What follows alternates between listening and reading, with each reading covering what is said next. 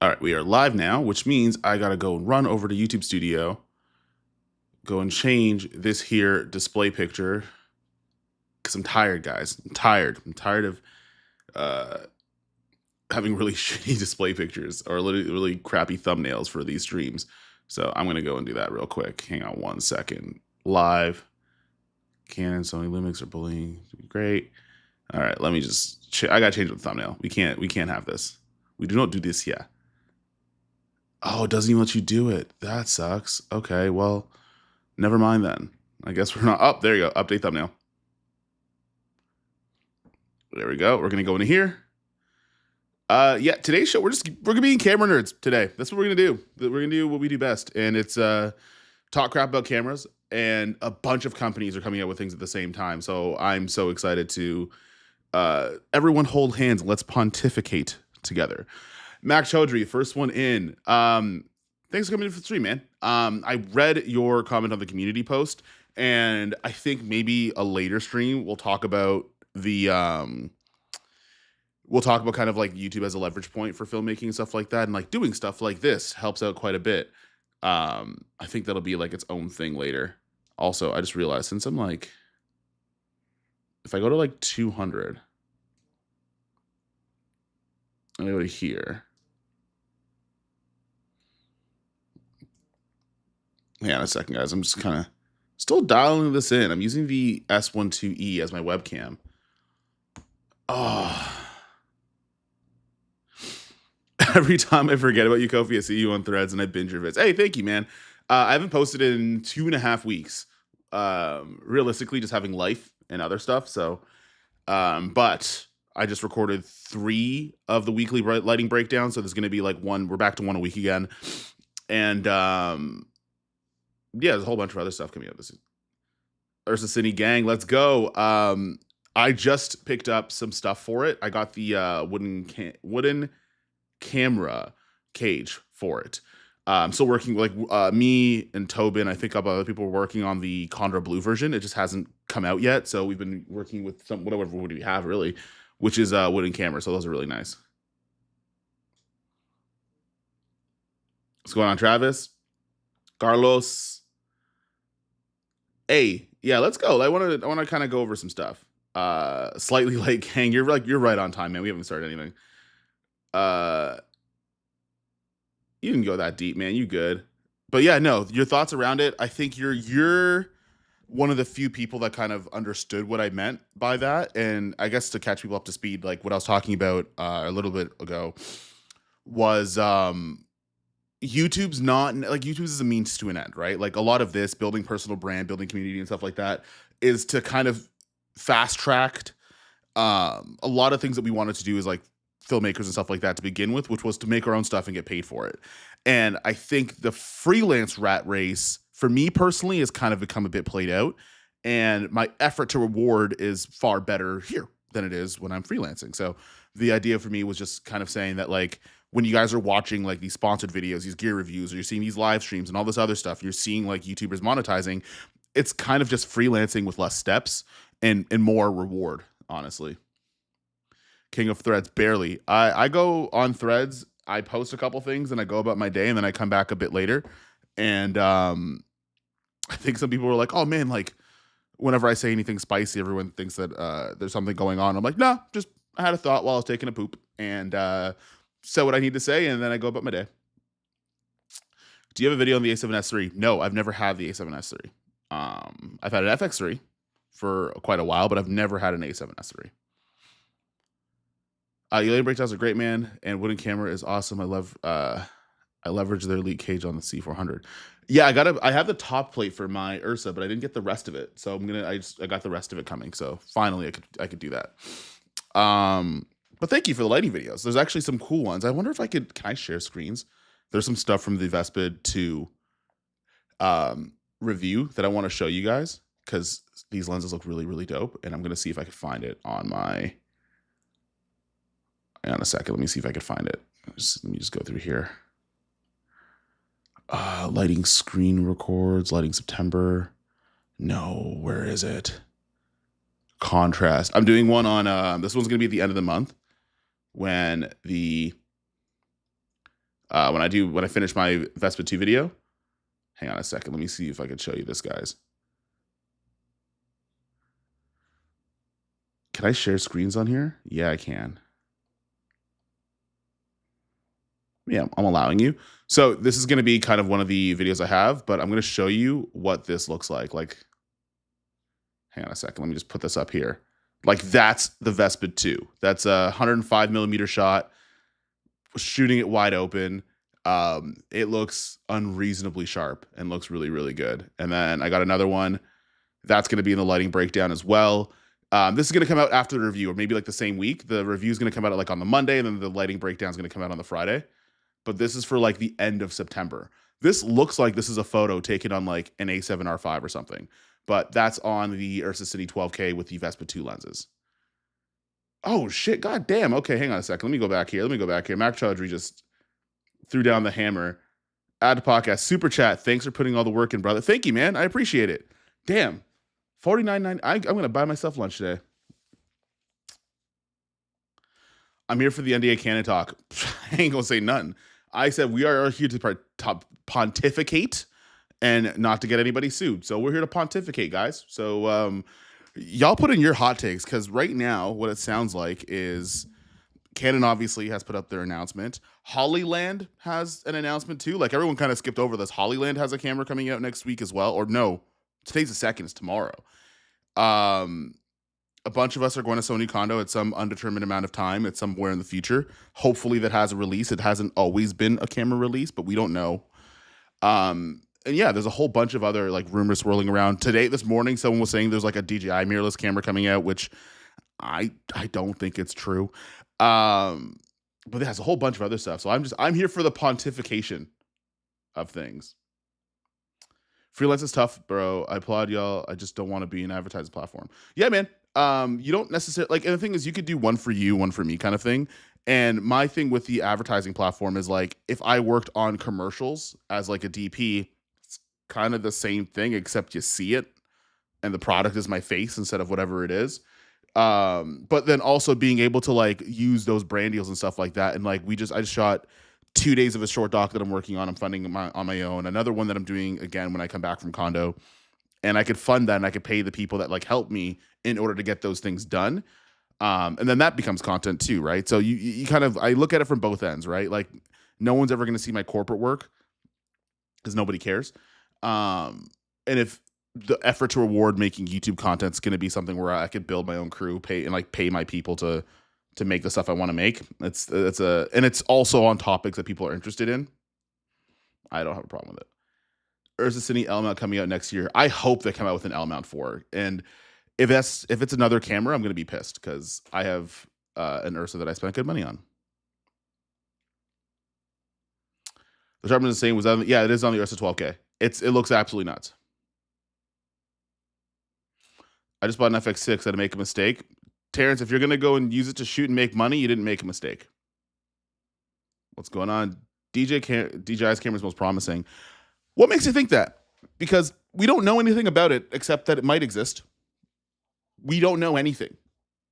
But I'm wondering what everybody's hopes are for DJI, because I think the conversation for the last like year and a half has really been, when DJI comes out with a mirrorless camera, it's gonna shake up the world. And I'm like, well, we don't really know what they're gonna do. Like, we have no idea. Like, you know what I mean? We're kind of just flying by the seat of our pants. What's going on, Gosha? Just picked up the Aperture Storm 400X. Really cool lights. I still have to take a look at one of those. Right now, I'm still running like newer lights that I've just been making do with since my name lights got stolen. But I got to check those out eventually. If Canon comes out with open gate for the new FX killer, it'll really put in a new tier. Cameras mirrorless size FX with internal raw open gate Canon. Yeah, I hope so. But also Canon has like, it's kind of always been like, hey, we're making like a hierarchy system, so we don't necessarily want to take away too much from their other cameras to buy the other one, unless they're trying to say like, hey, screw all of that, get this instead. Which might piss off existing users, but I mean, like, when everybody's kind of coming out with like these new cameras, existing users might just have to pick up or put down and figure themselves out. I have enough to buy an FX30 right now. Should I do it or get something different? Devin, okay, we're going to establish a rule here. We're going to establish a very like concrete rule for the rest of this live stream. Without context, I will not give you suggestions on what to buy. I don't what lens should I buy? What camera should I buy? Or I bought this, should I get something else? I don't know unless I have some sort of rationality between making the decision in the first place. And I'm just probably not going to answer those, to be honest, because it's too hard. I don't know. And then if you make the mistake of like, I say, hey, you should get this instead, and then it doesn't work out, you're not going to blame yourself. You're going to blame me for it. And I don't want to be responsible for that. So, as spicy as that might have sounded, but like, let's just, without context, I can't answer those. Hot take: Sony should make a 5 and a 7-inch monitor with MNC styles controls. I would love to just, maybe if they had just like bigger monitors on the cameras that were nicer, because Sony camera monitors are just, they're okay. They're not great. They're not terrible. They're tiny and they're okay. Speaking of which, I think somebody asked about an A7C II earlier, and I can't remember. Oh, Carlos, I know you have an A7C II. Have you had any overheating issues? Not really, because I don't shoot for long takes on the A7C II. Like, I don't rely on that to, like, any camera that's like a small mirrorless camera, I've never relied on to be like a workhorse per se. The A7C II is great when I want to use certain Sony lenses you can't get anywhere, like the 10mm Laowa lens. Though that's great for that. But knowing that I'm not going to do like long takes on smaller cameras, I just don't do it, to be honest.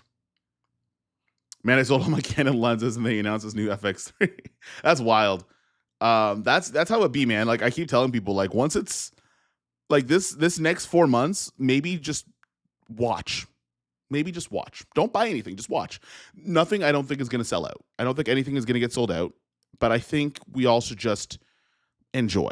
I think we should just, when we see the embargo videos come out for pretty much everything, let's all just chill and just watch it happen. And then like after a couple months, we'll be like, okay, now what should I do? Like everybody that's like, should I buy this or should I buy that? Or like, should I not buy?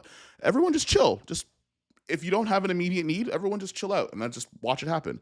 But also pontificate with me on what we think is going up. Yeah, the FX30 is a great camera. Or I wouldn't have made 68 videos on it. I think it's legitimately 68. It's something ridiculous. No, you didn't miss anything. We're just here to pontificate.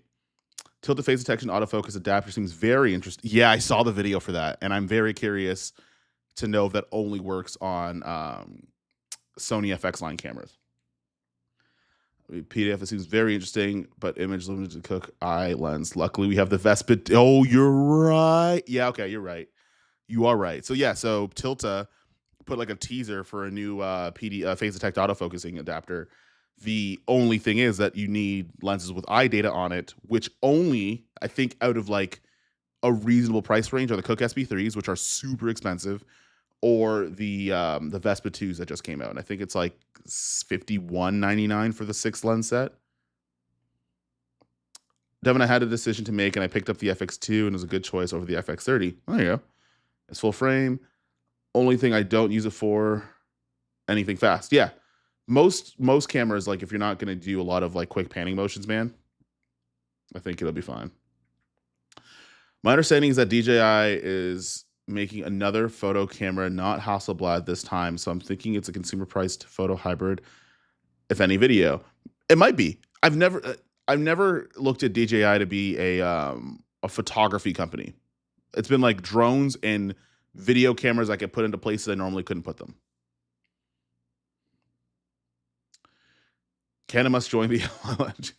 Yeah, that'd be hilarious if like every brand just gets bullied into the L-mount alliance, so more companies make L-mount lenses. Because there's lenses for Sony that I'm like, oh, I really wish I had that for like my S9 or something, and they don't exist. Like literally the Laowa 10, the Laowa 12, in autofocus version doesn't exist for L-mount, which is annoying. Max said it right. Depends on what you're using it for, which will be the answer to every single question of should I buy or not buy this. Is the Luminous G85 a great camera? Oh, the Lumix G85. I've never used it. I have no idea. I think FX30 is great for the price. You can still get an S5 2X used. In my, it's a better camera. Yeah, fair enough. Hot take: Sony needs an FX60 and an FX6 Mark II. I don't think they need an FX60. I don't think they need a Super 35 version of a camera that they already have spent a lot of money making full frame lenses for, to be honest with you. Because then, like, yeah, sure, you have a Super 35 FX6 style camera, or you could just get an FX6 with higher resolution in a Super 35 mode.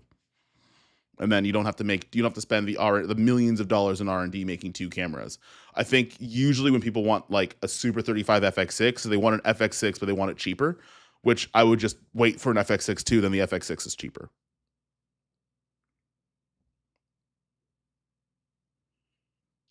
Yeah, the FS7 thing is the FS7 is widely used because of when it came out, when there wasn't a lot of like full frame cinema cameras with autofocus. Now there's like a bajillion of them. So like the landscape in terms of like a lot of things that Sony does make a lot of sense when it was like 2018 and no one else made one. Now everybody else is making one, so it's kind of hard to be like, yeah, this is like, it's a great camera, but like everyone makes a great camera now. So your choice, like your available choices are different. Here for my Xbox achievement. Yeah, Giovanni has not missed a single stream, which is wild because I don't prompt anybody with these. I just kind of go on stream and Giovanni's there. I'm so curious if Canon makes a high-end or a low-end camera. Like if it's around 3,000 or 4,000, it takes away from the R5 II. But if it's 1,000 or 2,000, I think people will be disappointed. Maybe pie in the sky. Like maybe they do make something that's around the R5 II, and then you just have to decide which route you want to go. Like Sony does that, right? Like Sony has their FX2, and you could decide if you want to get an A7 IV or an FX2, and they're close to the same price. But like if you want the photocentric camera, obviously you'll want the viewfinder for it. But also like as long as you're buying a Canon camera, it doesn't matter. With locking E-mounts. Yeah, you're talking FX9 locking email. You want locking anything? FX9 Burano 10,000. I'm just kidding. Canon drops a much improved R5C as a 50C. I will fully be in. I run with my C400 and get rid of everything else. Yeah, I mean, like that's kind of the R5C was a good foray in, but it needed a lot of improvement. And so, like realistically, my expectations for what Canon's going to do aren't super super high. They were pretty decent to begin with. They just had a bunch of quirks that made the camera, like for what it's supposed to be for, annoying. On a work call in the background, but it's getting more interesting. Yeah, let's go. Crazy thing is that no matter what else these camera companies put out, we are now camera crackheads and we just keep wanting the next hit. King Harv, I think it's one of these things where like Gary said this really well on his channel. We're car people, but like instead of cars, they're cameras. I don't even recommend most people on this stream buy the new camera that comes out. At the same time, we can still have like fun conversations about them at the same time, which I think that's reasonable. Hopefully no one's going to go into here and think that every like video you're going to see in the next, I don't know, 21 days is like a personal sales pitch. I really hope that everybody looks at it and just says, that's information that's useful. And I could talk about it with my friends that are also camera people. I don't know. I guess that's where I'm at with a lot of this stuff that comes out is just like, it's interesting to hear. I like hearing about it. I don't feel like any wanting for it. But forever who it's for, I think it's good. We could see a new FX3 or FX2 took the shine. Oh, could we see a new FX3 or the FX2 took the shine? My personal feelings about the FX2, it's not taking any shine from anything. That is my least favorite release of the year. That is all I'm going to say, and nothing else. You use the A7 IV at all for hybrid shooting? I'm playing on a product and portrait. I've never used the A7 R5 either, to be fair. To be fun fact. I've been like my Sony camera like lineup since like 2020 has been Sony FX almost all across the board. And then when I had the A7 IV, I just switched it with the A7C2. Hang on a second. I have an SI2X and I'm looking to get a B cam. I absolutely love the S9 for the price and size. Love having an everyday cam, but I can also get the S1 II as an A cam. What is better? Well, I mean, like technically speaking, the S1 II would be a better built camera for video than the S9 would be. And if you have the price for it, it's fine. Guys, the dislike bots are coming again. Watch. It'll come up in a second. Hang on a second. If I say it and I stare at it long enough, maybe it'll keep going. If you look at the dislikes, it'll just start running up randomly, as long as I don't look at it. I don't know. For context, I just started freelancing and need a second camera for weddings. Yeah, so I would say, like, if you have the money for the S1 II, then I would get the S1 II. If you're in that position already, like, because then if you like the S5 IIX, yeah, that makes sense. If you have the budget for it, that's a situation where that makes sense. I've seen a lot of new cameras, new features, but some of the best work I've seen on the web has been from creators with cameras that don't have all the features. Yeah, Harv, I think the thing with that is that same thing could be said as when we got cameras that we liked that were newer, but they're now old. So what ends up happening is that new people coming into the game are going to have a better starting point, right? So like when the A7 III came out, people were jumping up and saying, well, the D850 is way better from Nikon. And that came out years before the A7 III. And we said, well, I want to get into the new camera. And before that, when that camera came out, like the other camera from a few years ago was just as good. And then the cycle continues and the cycle continues. Like cameras are objectively going to be good relative to time. But then also at the same time, I wouldn't necessarily use image quality or what's posted online as a precursor to, at least a sole precursor to buying a camera or not buying one. If you could Frankenstein a camera, what would you take from each brand? See, look, either people really don't like me or they're doing that thing again where I'm going to get like 50 dislikes and it's going to disappear when the video's over. I want a luminance camera. I could always use more light. That's funny. Frankenstein in a camera. I would probably take Open Gate from Panasonic, Sony autofocus, nothing from Canon, Blackmagic B-Raw, Nikon's glass quality, but I want Sony glass size, if that makes any sense. And like a red form factor, like a little red Komodo. S5 IIX is my current cam. Oh God. S5 IIX is my current cam. First was the A7 III, sold it in a month. Years later, got the GH5. It's not really a downgrade depending on how you use it. And then you got the S5 IIX. Yeah. A7 III was so bland. I hated it.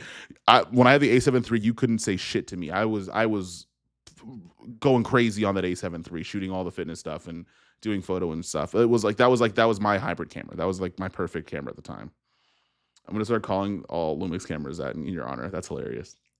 Really hoping the new Canon camera is the same sensor as the C80, C400, but just no internal RAW. That would be unbelievable. Honestly, I'd be cool if it was like ProRes. Like ProRes with C-Log 2.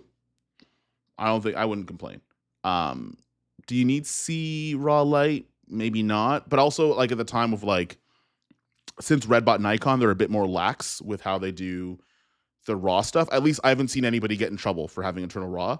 I could see them doing it anyways if they can. I'm new to the camera gang, but I did not realize how similar it is to the Sneakle Apple game you release every week. Yeah, Society Ejects, there is new releases every single week, and there's also a lot of really angry people, just like the Apple and sneaker community, every single week. Don't fall in the trap. All the interesting new cameras are Lumix and Blackmagic. That's a take. If the C50 has internal LEDs, you may have to buy more L glass. Yeah, you know what? I mean, they did have that one like adapter, like it was the EF to RF mount, and then it had the NDs in it. If they can make that electronic without making it that much bigger, that's not a bad idea. When I got started in 2021, I went for Canon RF lenses and desperately want cameras to catch up now. Yeah, Josh, I did the same thing. I had a C70 and an R5, and then I did some work for Mark Bone, and they were all on Sony cameras, and it didn't make any sense for me to keep keeping it. So then I ended up getting an FX3 later on. Am I the only one who always found Canon color for video very mess? C-Log never felt like a nice grade, always a video-ish look, not film organic. Thomas, you might have not used any of the Canon cinema line, because I had the C200. That for the, as a camera that I would probably buy again if I cared more about CFast cards, because I don't like them. The C200 was an amazing camera back in the day. I'm very happy with my ZF, and I'm always happy to nerd out over new gear, but I'm also not going to bash brands or people. I just like talking camera and tech. I want everyone to read this because this is a reasonable take and a very level-headed one, and everyone should probably follow the same suit. Here's what's going to happen. A freak ton of cameras are going to come out in the next couple of months. There's going to be a lot of angry people. Not rightfully so, because being mad at cameras are ridiculous. There's other people that are also going to find quirks of these cameras, and they're going to make videos called the whatever YouTubers won't tell you, whatever the case might be, barring in mind that they probably did tell you and just didn't listen. You can make perfectly good points forward against a camera without trying to personally attack somebody, and that's where the toxic culture starts. And then what ends up happening is that these same people will retaliate and give you the same thing you gave them, and then it becomes a big mess. Let's all just not do that. If we could help it, let's just not do it. Totally agree. Canon's spectacular for doctors and off-scope video, but not for me. I like the C70 and the C200. Everything else I was like, eh. Would you say Kobe versus Cine 12K cured your gas? In a lot of ways, yes. I still have the Pixis 12K on order, but after that, like, keep it like for my channel personally, and I'm not going to put a disclosure in every single video for this particular sentence because it's stupid. Every new release that comes out that I end up covering on the channel is more in service to the people that are curious because I have access to it and they don't. Rather, is it something that I'm going to add into my personal workflow? Like for me personally, right now, like I'm pretty good. However, new stuff is going to come out that I'm going to think is really useful for somebody, and having relationships with these brands, you're probably going to get access to it. So I'm not going to go from the perspective of like, I'm going to add this camera to my kit. I'm like, no, like, the S12E is right here. That's going to be my desk camera. That's going to be for YouTube videos. I have the R2 and the S12 for hybrid work. And then I have the Blackmagic stuff for everything else. And like production work, my own personal projects. And I use Fuji for photography. Now, if Sony comes out with something that's useful or like interesting for hybrid work because they have a really good ecosystem for lenses, cool, I'll try that. But for the most part, like there's things that I'm interested in, but I'm interested in it because other people, not necessarily something I necessarily want or need. Ergo, sometimes people feel the pressure to get first, but it's best to wait and see the camera works well with views testing before purchasing one in your own case. Yeah, that's exactly what it is. These embargo video, and like most people, I don't know if anybody wants to hear this hot take, but like most of these like embargo videos that come out, they're vastly not paid for. Like no one gets paid to do embargo videos for any camera body that's come out in the last like 5 years. I don't know what happened before that, but nobody gets paid to do these. Most of them are out of pocket, and the actual benefit to making them is to make a good video to leverage into other things and not to get money from the camera brand that made them. That's why you see a lot of like not gear related sponsors on some of these videos, is because we know that's a giant audience of people that are going to look at something where it gives something like a Artlist or a Squarespace or whatever the case is to have more eyeballs on it. So at least it increases the chance of converting. That's what that's for. The idea is to make a good video. So when everyone's like, oh, they're being nice so they get views or whatever, I'm like, yeah, being nice doesn't get you views. In fact, if we wanted to get more views, we would be overly negative because we know that would sell. The idea is just to make a good video. Because that has way more leverage than affiliate marketing, which you only get like 1% or 2% at best on average for most of them. It doesn't make any sense. But we want to make good videos, and that's the thing. I would FX30 through a B cam, but A cam would FX2 be enough or save for FX3 for YouTube content? I mean, you're shooting in 24 frames a second. Spend as little money as you possibly can to get that in 4K and the best quality you can.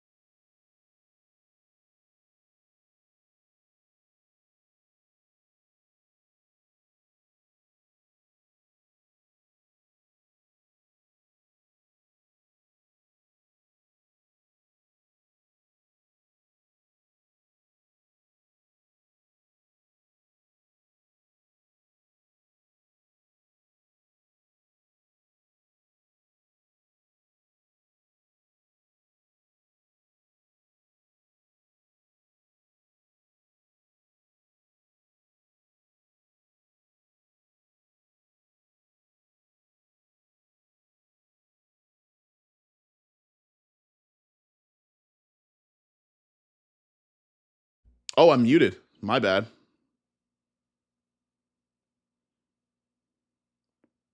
Did you guys all just let me get muted for this entire time? Hang on, bad XLR, no sound audio. Yeah, okay. I'm unmuted. How long did that go on for? How long was that? Thanks. Cam texted me. Cam,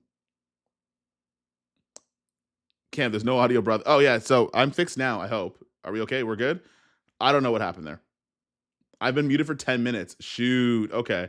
Well, I'm going to try my best to speed run through questions and try to make it up to this chat because that is wild. I'm so sorry. Long story short, I don't know if anyone's an IATSE. I think you have to apply for it. S52X is great. Mark Bone's work is awesome. I do like this Canon C80. Not my favorite form factor, to be honest with you. Thoughts on RA's new Super 35? The step down in dynamic range or higher frame rate will also be interesting. I have no thoughts for RE because I don't like. I'm broke, bro. Like in comparison to buying an RE camera, I don't got RE money. So like, I step out of that conversation. But also, I want to see if anyone buys them. Canon needs to open up the RF mount to more lenses manufacturers for their full frame coverage lenses. Canon RF glass only option for Canon full frame shooters. To be fair, I think they opened up their APS-C line to Sigma, which also might help if the new Canon camera is a Super 35 camera, because then Sigma can make the lenses and they give a more open mount. I think people are toxic because we're broke. Can I pin a comment? Can I pin this one? Really appreciate your point of view. Can you put the S12 overheating to bed? Hang on. Can you put this S12 overheating to bed? What would you use that camera for? And why wouldn't you use it for the S12? Should I upgrade? Harv, I don't know if you should upgrade. Cam is yelling at me that I'm muted still, which is weird because I'm not muted anymore, but I also think I'm reading an old text message. But the S12 is a hybrid camera. Hybrid cameras overheat, depending on the situation that you're in. I will show you, there's another lighting video that I have to do, and this is just, it's literally like for a regular client gig. Like it has nothing really much to do with, so I had to shoot some client stuff. I really wish I could take back some things and how I lit that and how I graded that. That's on the Ursa. That's B-roll from the Ursa. But we used our S12 as the main camera, but it didn't overheat that entire 3 days that we shot with it. And we also shot like Google ads and stuff like that too. So depending on where you are, it will overheat. It's just don't be in those situations or rig your camera out to get prepared for those kind of things. Should you upgrade? If you have the money, go for it. Loving B-raw, everything that it is, but I do wish BM added some sort of compressed. Yeah, I want ProRes. Just give me like a little ProRes, like write it to a second card or something. Camera wars are seriously ridiculous. You get what works for. Yes, the camera wars are ridiculous. And I don't want to hear anybody be like, it's the YouTuber's fault. I'm like, no one told you to say those kind of things to people. You're a grown person. No one told you to do that. I'm trying to speed through these. I'm sorry. Similar to file size. Don't know why other people ridicule others for their choice, because people need an excuse to be mad about something, to be honest with you. Camera space really needs to understand the definition of preference. Edward, I agree with you. I don't think you're going to get that. And I think a lot of people are going to blame not having that on people that aren't themselves, even though I don't remember holding anybody's hand and making them type things. But yeah, I wish that we could be a little bit more tactful and respectful of human beings when that happens. But alas, people put a lot of money into cameras. Seeing that the camera may not have been their best possible investment is going to hurt emotionally. Yes, that's fair. That still doesn't warrant saying some of the things that people have said to people on YouTube for simply covering a camera that's new, that's come out. That, if I'm going to be honest with you, that I don't necessarily think that's an excuse. Those cinematic shots you posted earlier were fire, by the way. Oh, thank you. Might need to pick some up, especially after seeing how small your setup was for it. What tripod were you using for the mobile shoots? I have the Falcam Tree Root. That's somewhere in the house. But yeah, Logan, I use the Falcam Tree Root for like all the mirrorless stuff. And then if I rig out my camera, which is a video that is coming out on Friday, is I have the Manfrotto 1 tripod. Chat and Kofi, does the FX6 have much better autofocus than the C80? I'm having to choose based only on this. Caseload Moses, I think you're going to be happy with either. Like, I don't know what you're shooting that you need like the creme de la creme autofocus, I think you're going to be happy on either one. Yeah. My audio's gone. Well, this is awkward. Chat. How's everybody doing? Lip reading is key now. Fighting gas. How far behind is this live stream? It's only like 30 minutes, man. You just started. No audio. Yeah, it happened. Doing fine. Everyone got real. Maybe that's where all the dislikes came from. Audio out. I think you're getting an old Nikon DF. Probably get one cheap. Man, would like to know what he was talking about. My question, but no audio. Okay, how long was my audio out? He's gonna have to go back. Yeah, I went out for quite a bit, didn't I? Lips are moving, but I can't see what you're saying. You've been muted for a bit now. Yo, I've been muted for a little bit. At least he's locked in. Man, that's be funny when he catches up to the chat. Damn. Okay, there we go. Hang on a second. I'm gonna tell you, bro. The last 5 minutes, like 4 minutes. Can you repeat the last 10 minutes? I think I did. That was a few minutes. You're muted since my Pix's comment. You literally muted that comment. My bad. Gotcha. Yeah, so I muted so long that people left. My bad. Thinking of getting the R5C. Okay, so we're good. Thinking of getting the R5C. Will it be a good investment in the future? I really love your opinion. Depends what you're doing. I'm gonna answer this. I know most people want to hear like the singular, like one word answer, whether or not they're making the right decision, but it's always going to be, it depends. The thing about the C80 I love the most is the XF AVC. So here's the thing on the C80 that I didn't like and that I do like on the Lumix cameras, because I think somebody made a point about this. The C80 has a bunch of shooting modes that have frame rates that are in them that you wouldn't know unless you knew exactly which like codec frame, like whatever combination. And that's super freaking annoying. So like I was trying to find like, where can I find like 4K 120? And I had to like fish through all of the different combinations to figure it out. So unless someone had told me, I wouldn't know. To the point where one of my buddies has a R5C, same menu. And I'm like, hey, can you find out where 4K 120 is? He couldn't figure it out either. And that got on my nerves. And I mentioned that and I said like, hey, like there's too many options. And I was like, why are you complaining there's too many options? I'm like, bro, because there's too many options with hidden features in one of them. And only 2 of like the 60 combinations have them. Thankfully, I'm not muted anymore. Run the camera first, see if it fits your workflow. Just because it's a cool new camera doesn't mean it'll work for you. Yes.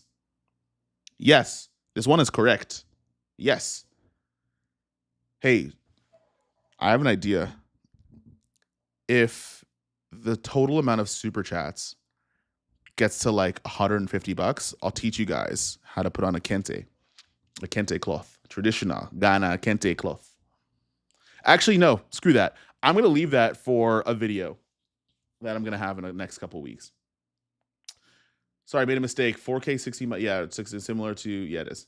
The file size are the same, but not everybody could read Blackmagic RAW.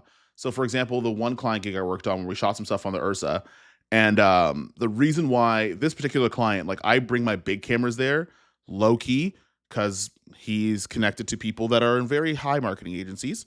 And I want to make sure that all of the stuff that I bring is nice, professional, and looks nice and fancy. But he really liked the image coming out of the Ursa, but their in-house editor doesn't use Blackmagic RAW that often. So you have, like, having a ProRes would help out a lot. Yeah, that tracks. I was lip reading it to like Sam. Oh, okay, so I'm gonna read all the super chats again. I'm sorry. Oh, completely. Yeah. So Josh, like that's kind of what I mean. I mean, like if you spend a lot of money on your camera, you don't want to be told that you made the wrong decision. Like being objectively fair, I think one of the things are, and I have a video on this kind of like the Sunday before everything gets crazy, and it's basically, if you're gonna watch these YouTube videos, like it's the same as if, like I'm gonna go on a cut, right? I'm gonna cut a bunch of weight, mostly because like I've been sedentary. I've eaten like shit for like 2.5 years, and I don't like what I look like. But one thing that I probably wouldn't do is watch the Food Network, because that would probably put me back into unnecessary and unhealthy eating habits. I think sometimes people that like know about themselves enough that like their emotional connection to their camera is they have an emotional connection to the amount of money they spent on their camera, that don't want to hear that it's not going, like that they might have made a wrong decision or something's a whatever killer. Don't watch it. It's in the title. Like it's right there. It's right in front of you, so you would know. But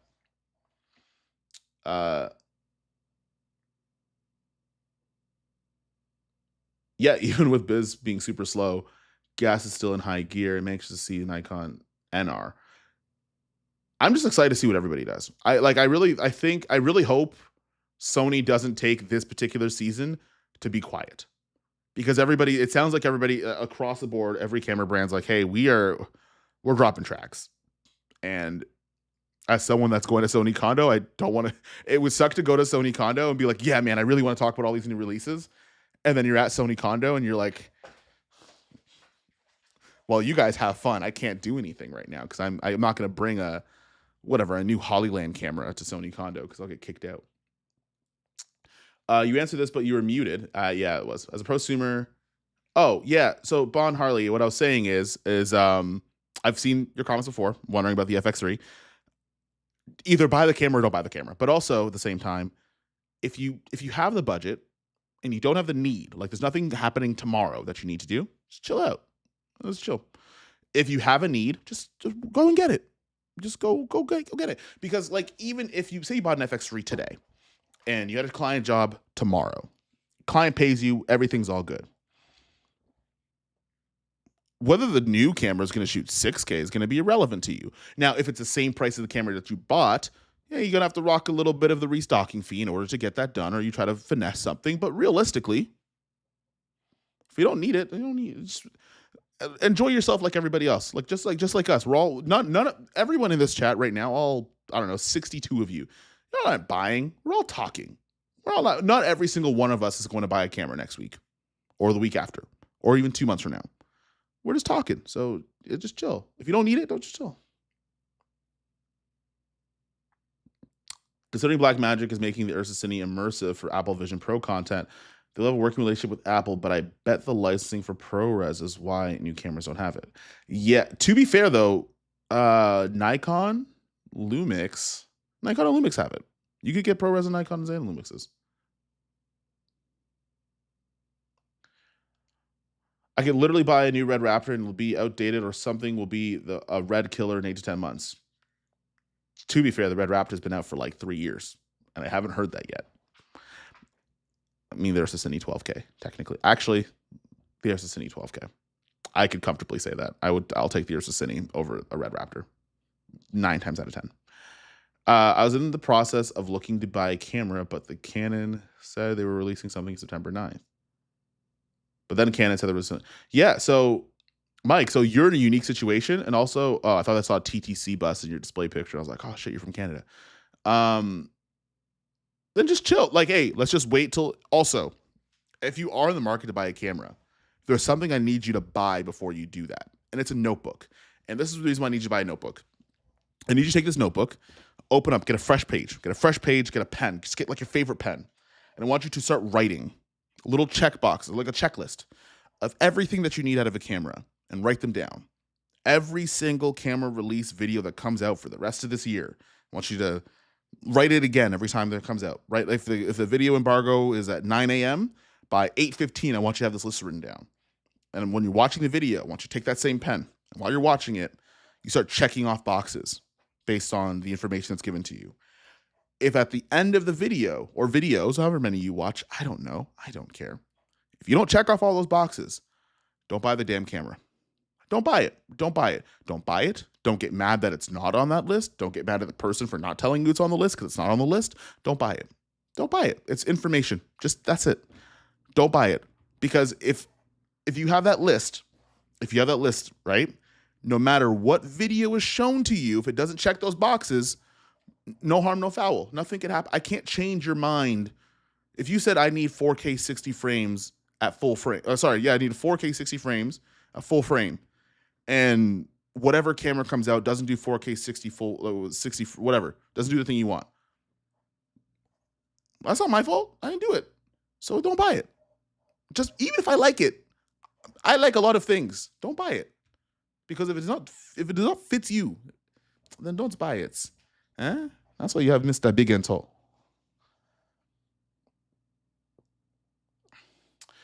Scott, we haven't talked about that, and I think it needs to be mentioned because again, as a resident camera nerd, the fact that like everyone's doing everything, which is like, could be a recession indicator, who knows? But the fact that you got everyone dropping cameras. Lens manufacturers are like, yeah, you know what? We will try some L mount. We will have a little L mount. The fact that DJI, there's another room. I feel like it's an annual thing. There's an annual, like, DJI has a mirrorless camera and it doesn't. But even the prospect of that even happening, like, everyone's kind of, let's throw our pitch to this season. I think that's dope. And also I think that's like I think it's one of the most underrated news pieces, because that opens up a lot of lenses that Sony had access to, that Viltrox made, that now cameras like the Lumix S9, the S12, and all the other stuff have. Raptor came out, Ari dropped the LF shortly after. Maybe that's a bad example, but so we can't get Saturday in the tech. True. I mean, I wouldn't call an Ari a Raptor killer, considering Ari is going to cost like 3 times as much. Blackmagic announced in September 2024 that they were working on with Sony to bring reroll. Yes, they did. So Tim, they did though. They did recently. I think they just haven't put it on their.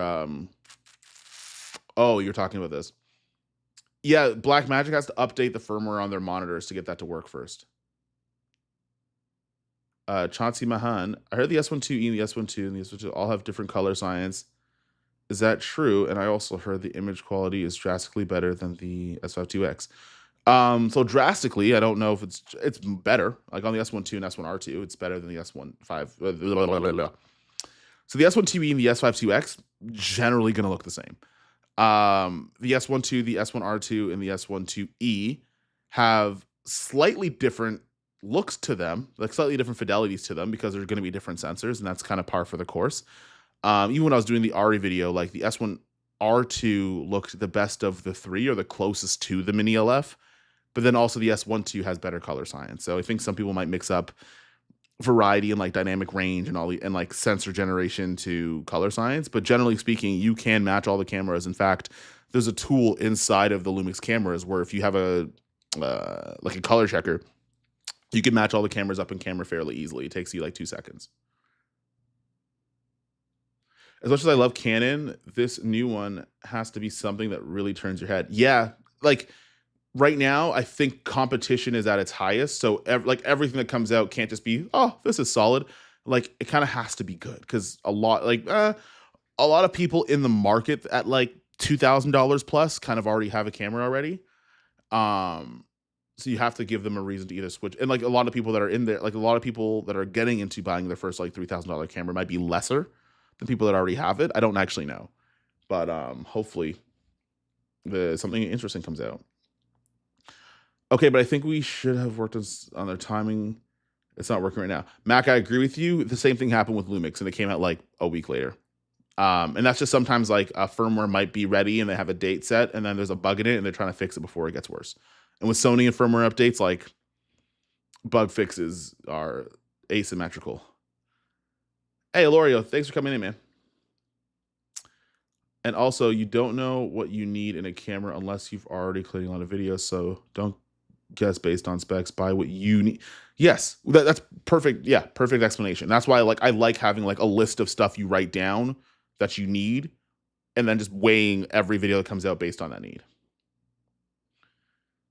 Exactly how long after a new release is the best time to buy the last model at a significant discount? Whenever you see it on Facebook Marketplace. You know what it is? Okay, so when a new camera comes out, look at the old one on Facebook Marketplace, give them a disrespectful offer, and then just wait. And I guarantee you might just make the offer right away of what you want to pay for that used item, and then just check back every 2 months. Yeah, also BMD said support for the FX6 first, so Sony jumped the gun with the FX3 for, yeah, BMD's released firmware, which will likely at IBC, which is actually almost a year from when they announced it happening in the first place, which is wild. I'm happy as long as Viltrox doesn't pull a Samyang and drop a single lens then dip. Yeah, that would piss me off too. As someone who has 5 L-mount cameras, that would piss me off. I just switched from the FX6 to the Pixis, and holy crap, exposing highlights are different. What tips do you have for me?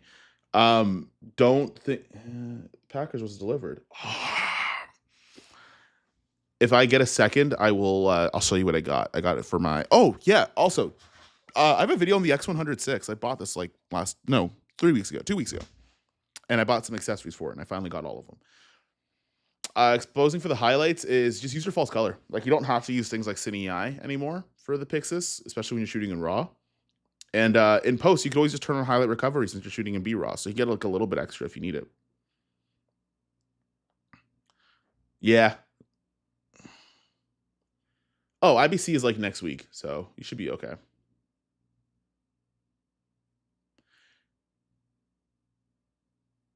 Yeah, it's never just 3 camera though. Tell them to have 5K. You know what? Between rigging everything, yeah, probably. That's $5 for your Pixis. Hey, I mean, if we're in the UK, it might be because those prices went down a lot. Also, hang on a second because it got muted. Cam calling me a shill where he just released a dedicated video to an incredibly expensive tilt-a-car mount is hilarious and ironic. I think it caught up in the chat. Whoof. Okay. Here's the thing. What I like in. Hang on a second.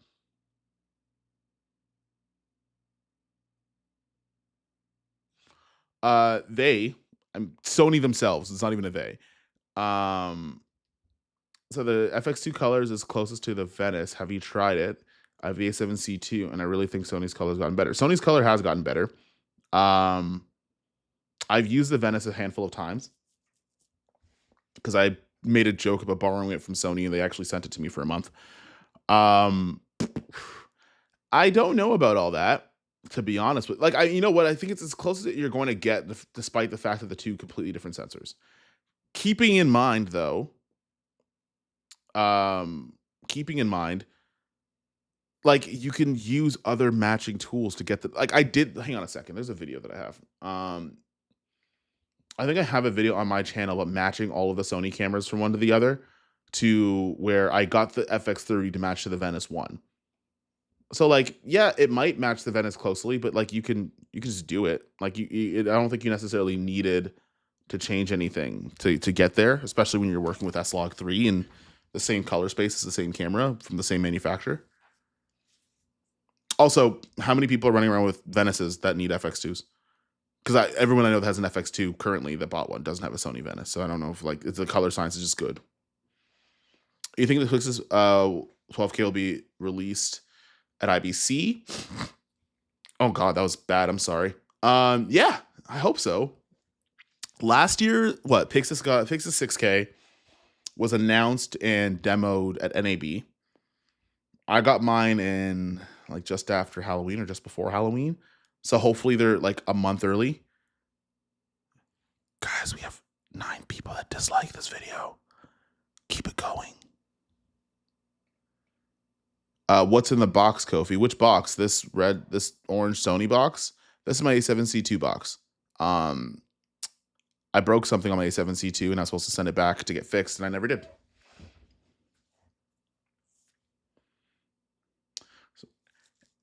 It's going to come out eventually. I don't know. One Piece update. I didn't start. I downloaded the first few episodes, though, to watch on the flight to condo. I have the FX2, and it does look great, but I've never used a Venice, so I can't say. Which is like most people. Like, most people don't have a Venice to compare it to. But even if it did, like, we don't know. What did you order? Oh, you might have missed this. I ordered some accessories for my Fuji X106. And I'll show you what it looks like. Actually, no, I'll show you when my girlfriend gets back in the house. I will be able to show you because she's going to bring the mail up. Because I don't want to let the stream. If this stream loses focus on me, I don't want you looking around in the room to find things that I don't need you to see yet. Because I don't know if they're still here. I have 2 C80 and a Z8. What are the best steps of matching the colors between the C80 and the Z8? Film Convert makes an app called CineMatch, or you can that's probably the easiest way to do it. I was gonna say you can go like the color space transform, and then you could like transform the color spaces, but even when you do that, you still have to do some tweaks. CineMatch is gonna be fine. No, I have not. But I have tried DCTLs. Like I just started on one that I found some guy had one on Instagram. And they're dope. I like them a lot.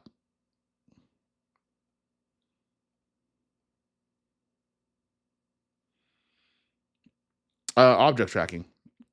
Face tracking is fine. Like I literally am recording. Like I've made multiple videos today even. Wait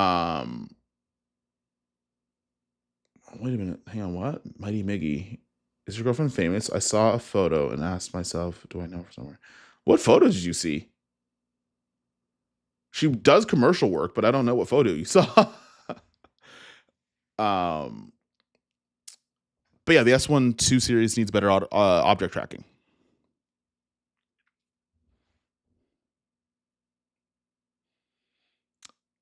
And just like that, I feel like we're on a scavenger hunt for your background. Yeah, I'm gonna make sure that you guys don't. You'll never know because I'm shooting at like 1.8. You can't even see the logos on boxes. Oh no, it's probably for a comedy show. Yeah, she does comedy at the at Danforth. And she does shows every single week.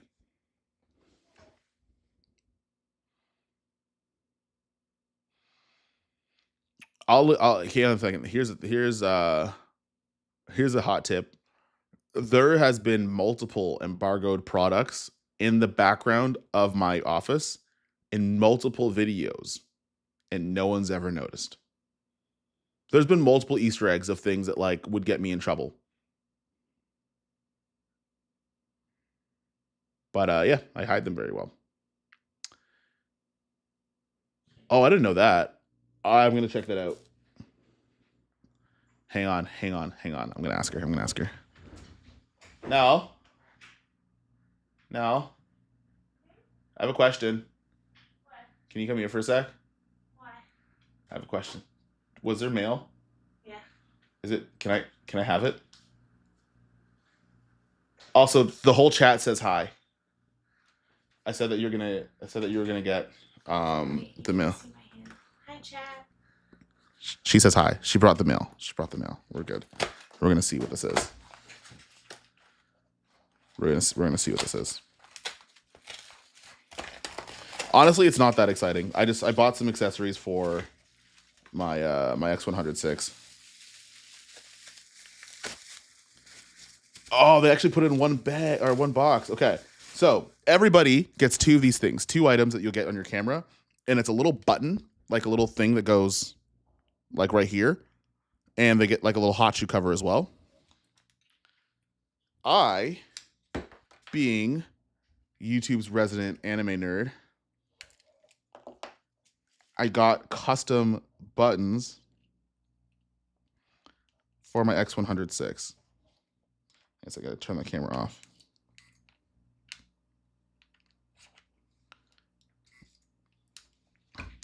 Look at this. Let me see if I get that in focus.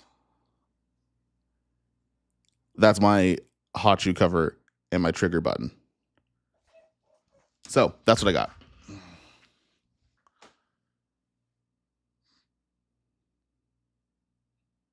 We know the outlines. I don't think you do. Actually, let me just hide that part because that has my address on it.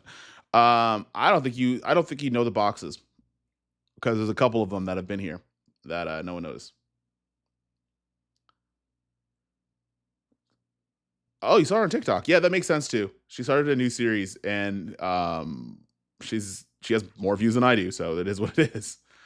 The images of the S9 talk about lenses look nice, bro. Oh, thank you. Did you use an adapter? If so, which one? Typoc makes an M mount to L mount adapter. In fact, they make M mount to pretty much like every mirrorless mount adapter now, so you can get them directly from them. So if you buy the set, I'm pretty sure you can get them. Show us the Nikon. We want to see a Z6 III. Break the NDAs. No. Catch up. Mail time. There you go. Polar Pro. No, these are I got those on Etsy.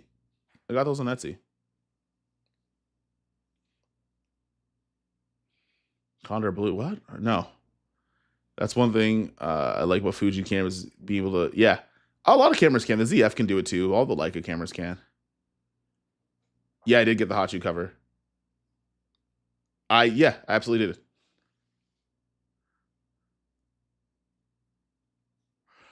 Since Sabrina Carpenter is popular, I only know who Sabrina Carpenter is in name only, and I've never heard a song by Sabrina Carpenter. I just know that she exists. I know nothing about her. So I haven't seen the music video either, to be fair. Kofi got cameras he ain't telling y'all about. I ain't tell Terry either, so you know what? Everyone's gonna be mad.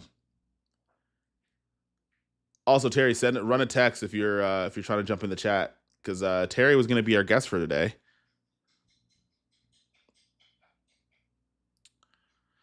Have you used any of the Cook SB3 lenses? What the hell up is with the diameter being 64 millimeters? I know they're meant to be a gimbal or mirrorless setup, but they're killing me in my matte box setup.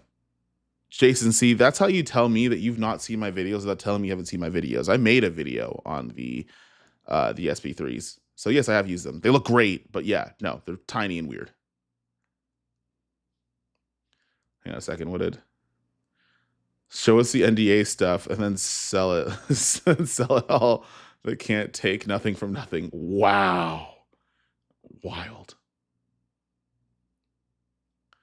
Yeah, I feel like FC is the most untapped place for really cool accessories and things for the workplace and gear. Yeah, I agree. So he has a Sony, has the OpenGate Sony FX4 with internal RAW. If I had that, like, you'd have to waterboard me into telling you that, because there's no way I don't want Sony coming off my back. I want to come on my back. Mondo says September 10th is going to be something crazy. Do you know what he's talking about? I know everything that everybody's talking about. Whether or not I'm going to tell you that I know that everybody's talking about, or what is that I know that everybody knows, that you might know, that I might know, that you might not know, but I might know, but you don't. Yes, maybe. Who knows? But we'll see. Maybe there's nothing. I can be your guest. No. Yeah.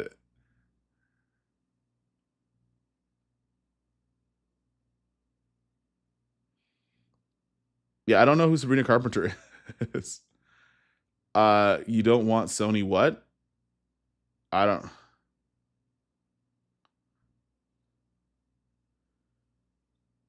Just got me a Luffy hat. Oh, that's sick.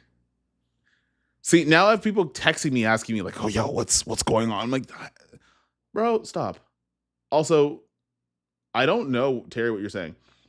I'll have to look up that video if yours is on Cooks. I'll watch the video. I'm Jason. I'm kidding, man. Your secret's safe with us. That's not true. I don't believe none of you guys. The way that you guys will run and snitch to me to Andrea Pizzini, I don't believe you guys for a second. I'm interested to see what Canon Cam is next week. Not that I would buy it, but it'd be cool to see if something's new and interesting. Yeah, honestly, that's kind of where I'm at.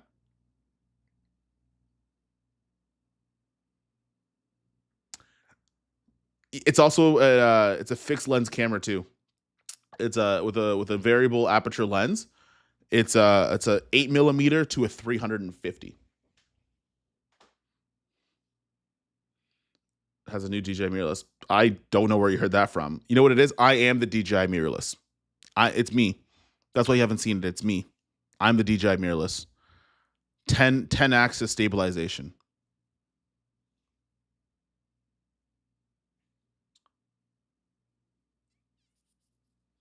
Send me a link. I got 20 minutes to burn. I will do that if I remember how. How do I send people links to this live stream? Oh, there we go. I can find it.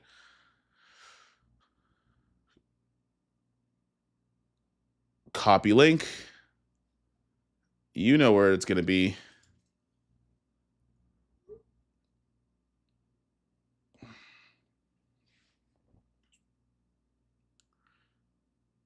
Nuclear power velocity. Does it come in white? No, camera shouldn't come in white. No, I just have tickets to watch a movie in IMAX. I don't have an IMAX camera.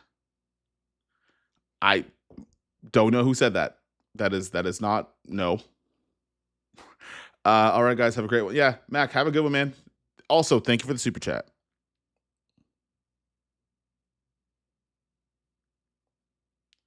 Somebody buys a lot of budget gear. I'm excited if Viltrox is joining the Unbound Alliance. Same. Kofi's new name is Hasselblad Kofiyeboah. That would be wild. I would never in my life give myself a German name. Please don't ever do that. Hang on a second. My name is. Hang on a second.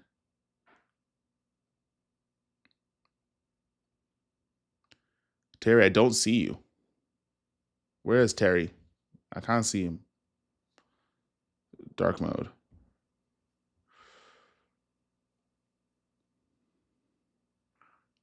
That doesn't want IBIS? Equipmentless, why don't you want IBIS? So he respond with a new Terry Warfield is joining. Terry, why did you put Terry Warfield? Guesses in the green room. Okay, how do I add to the right? You're gonna go on the right. Oh no, I'm gonna put you on the left. Oh no, that doesn't work either. Now it doesn't look like we're looking at each other. This looks like we're looking in the same direction.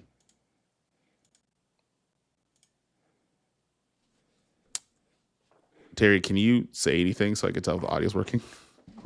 Hello, sir. Okay, there we go. You're just sitting there. I just want to bring attention to something very wild that you said. What did I say? And oh, that I don't want Sony on my back? No. The chat can corroborate this. No. You didn't say you don't want them on your back. You said you don't want them doing something specific on your back. Oh, yeah. That might be something I said, but I don't actually remember. Oh, yeah. Yeah. You definitely said it. We remember. Well, you know what? I am right. I don't want Sony doing anything to my back. So I will stand completely by my sentence. You definitely said it. It's me. Look. People are saying it. You definitely said it. You said it. Hey, I don't want Sony doing anything to my back. So somebody said we remember. we remember, lest we forget. Hey man, it's a lot of crazy stuff. I was about to say something wild, bro. It's a lot of crazy stuff happening in the next 2 weeks. Oh, I know what you're gonna say. Yeah. No, see, we got to be careful around these parts, man, because the pause police are everywhere. Not even that. The clip police are everywhere too. Someone's gonna make a video of being like sussness in the live stream and then just replay it. We gotta be careful out here in these. I like when Terry get on because I bring the toxicity. That's Now my super chats go up, so I need you. Yeah, why y'all ain't give Kofi no damn money? What the hell wrong with I actually got a couple. Max Chaudhry came in with a 50 piece earlier, and I was like, damn. 50 ball? I'm jealous. What to say? He thinks no, I'm just kidding. I was gonna say something wild too. Never mind. Yeah, Sony freak behind the scene. Hey, chill out. What's going on? Bro. Y'all gotta relax in the chat. Why is it? You know what the worst part is? Is that even unprovoked, like nothing unhinged has happened, but the second that you or Cam get in the chat, everyone's like, all right, cool. I'm gonna say some wild shit for no reason. Just like what they'll think of, like, what's the wildest thing that I could say? Let me just put it up. Cam is right now making the stupidest decision of his life. And he does I'm not gonna air him out, but y'all are gonna see. Side note, y'all should get one of these. Y'all really should. What is that? Oh, is that the Z Fold? It's the Fold 7, man. I had the Fold 1. I had the Fold 3. This Galaxy Fold 7 is, bro, I'm about to get rid. I'm not going to say I'm going to get rid of my iPhone because I need it to communicate with y'all a-holes, and y'all won't switch to WhatsApp, and neither will my other homies in my other group chat. But I do. WhatsApp is for Nigerian scammers. I'm just letting you know that right now. No. Well, you are one. So you are. I want you to switch to WhatsApp. We want to commit 419. Why do you want to commit 419? How you gonna call out Nigerian scammers and you one of them? Because I'm not Nigerian.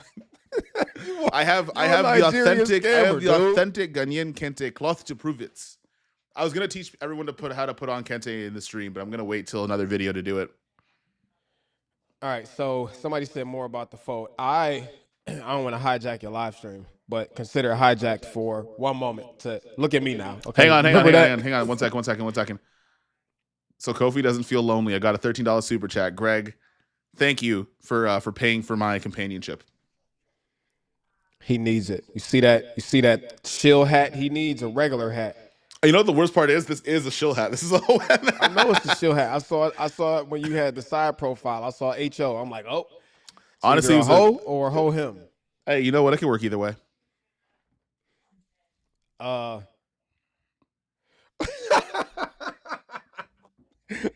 Look at King Harv's comment. Jesus Christ.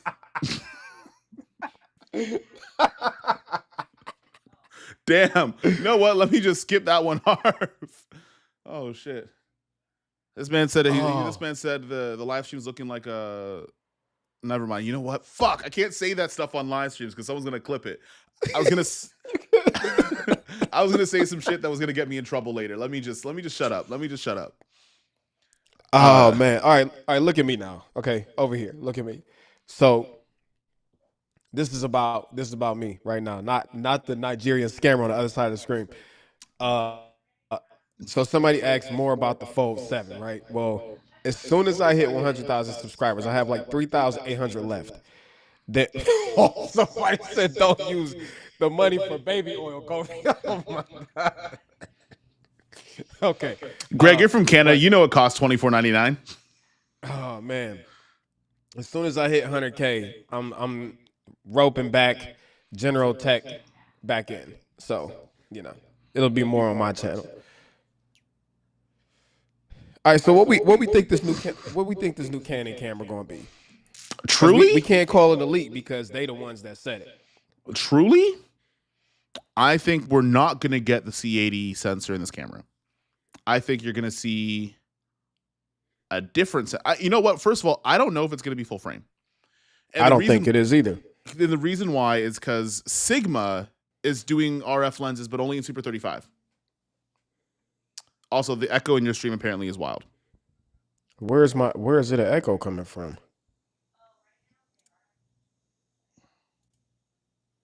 Terry, mute on your phone. My phone is not making any noise. Hang on 1 second.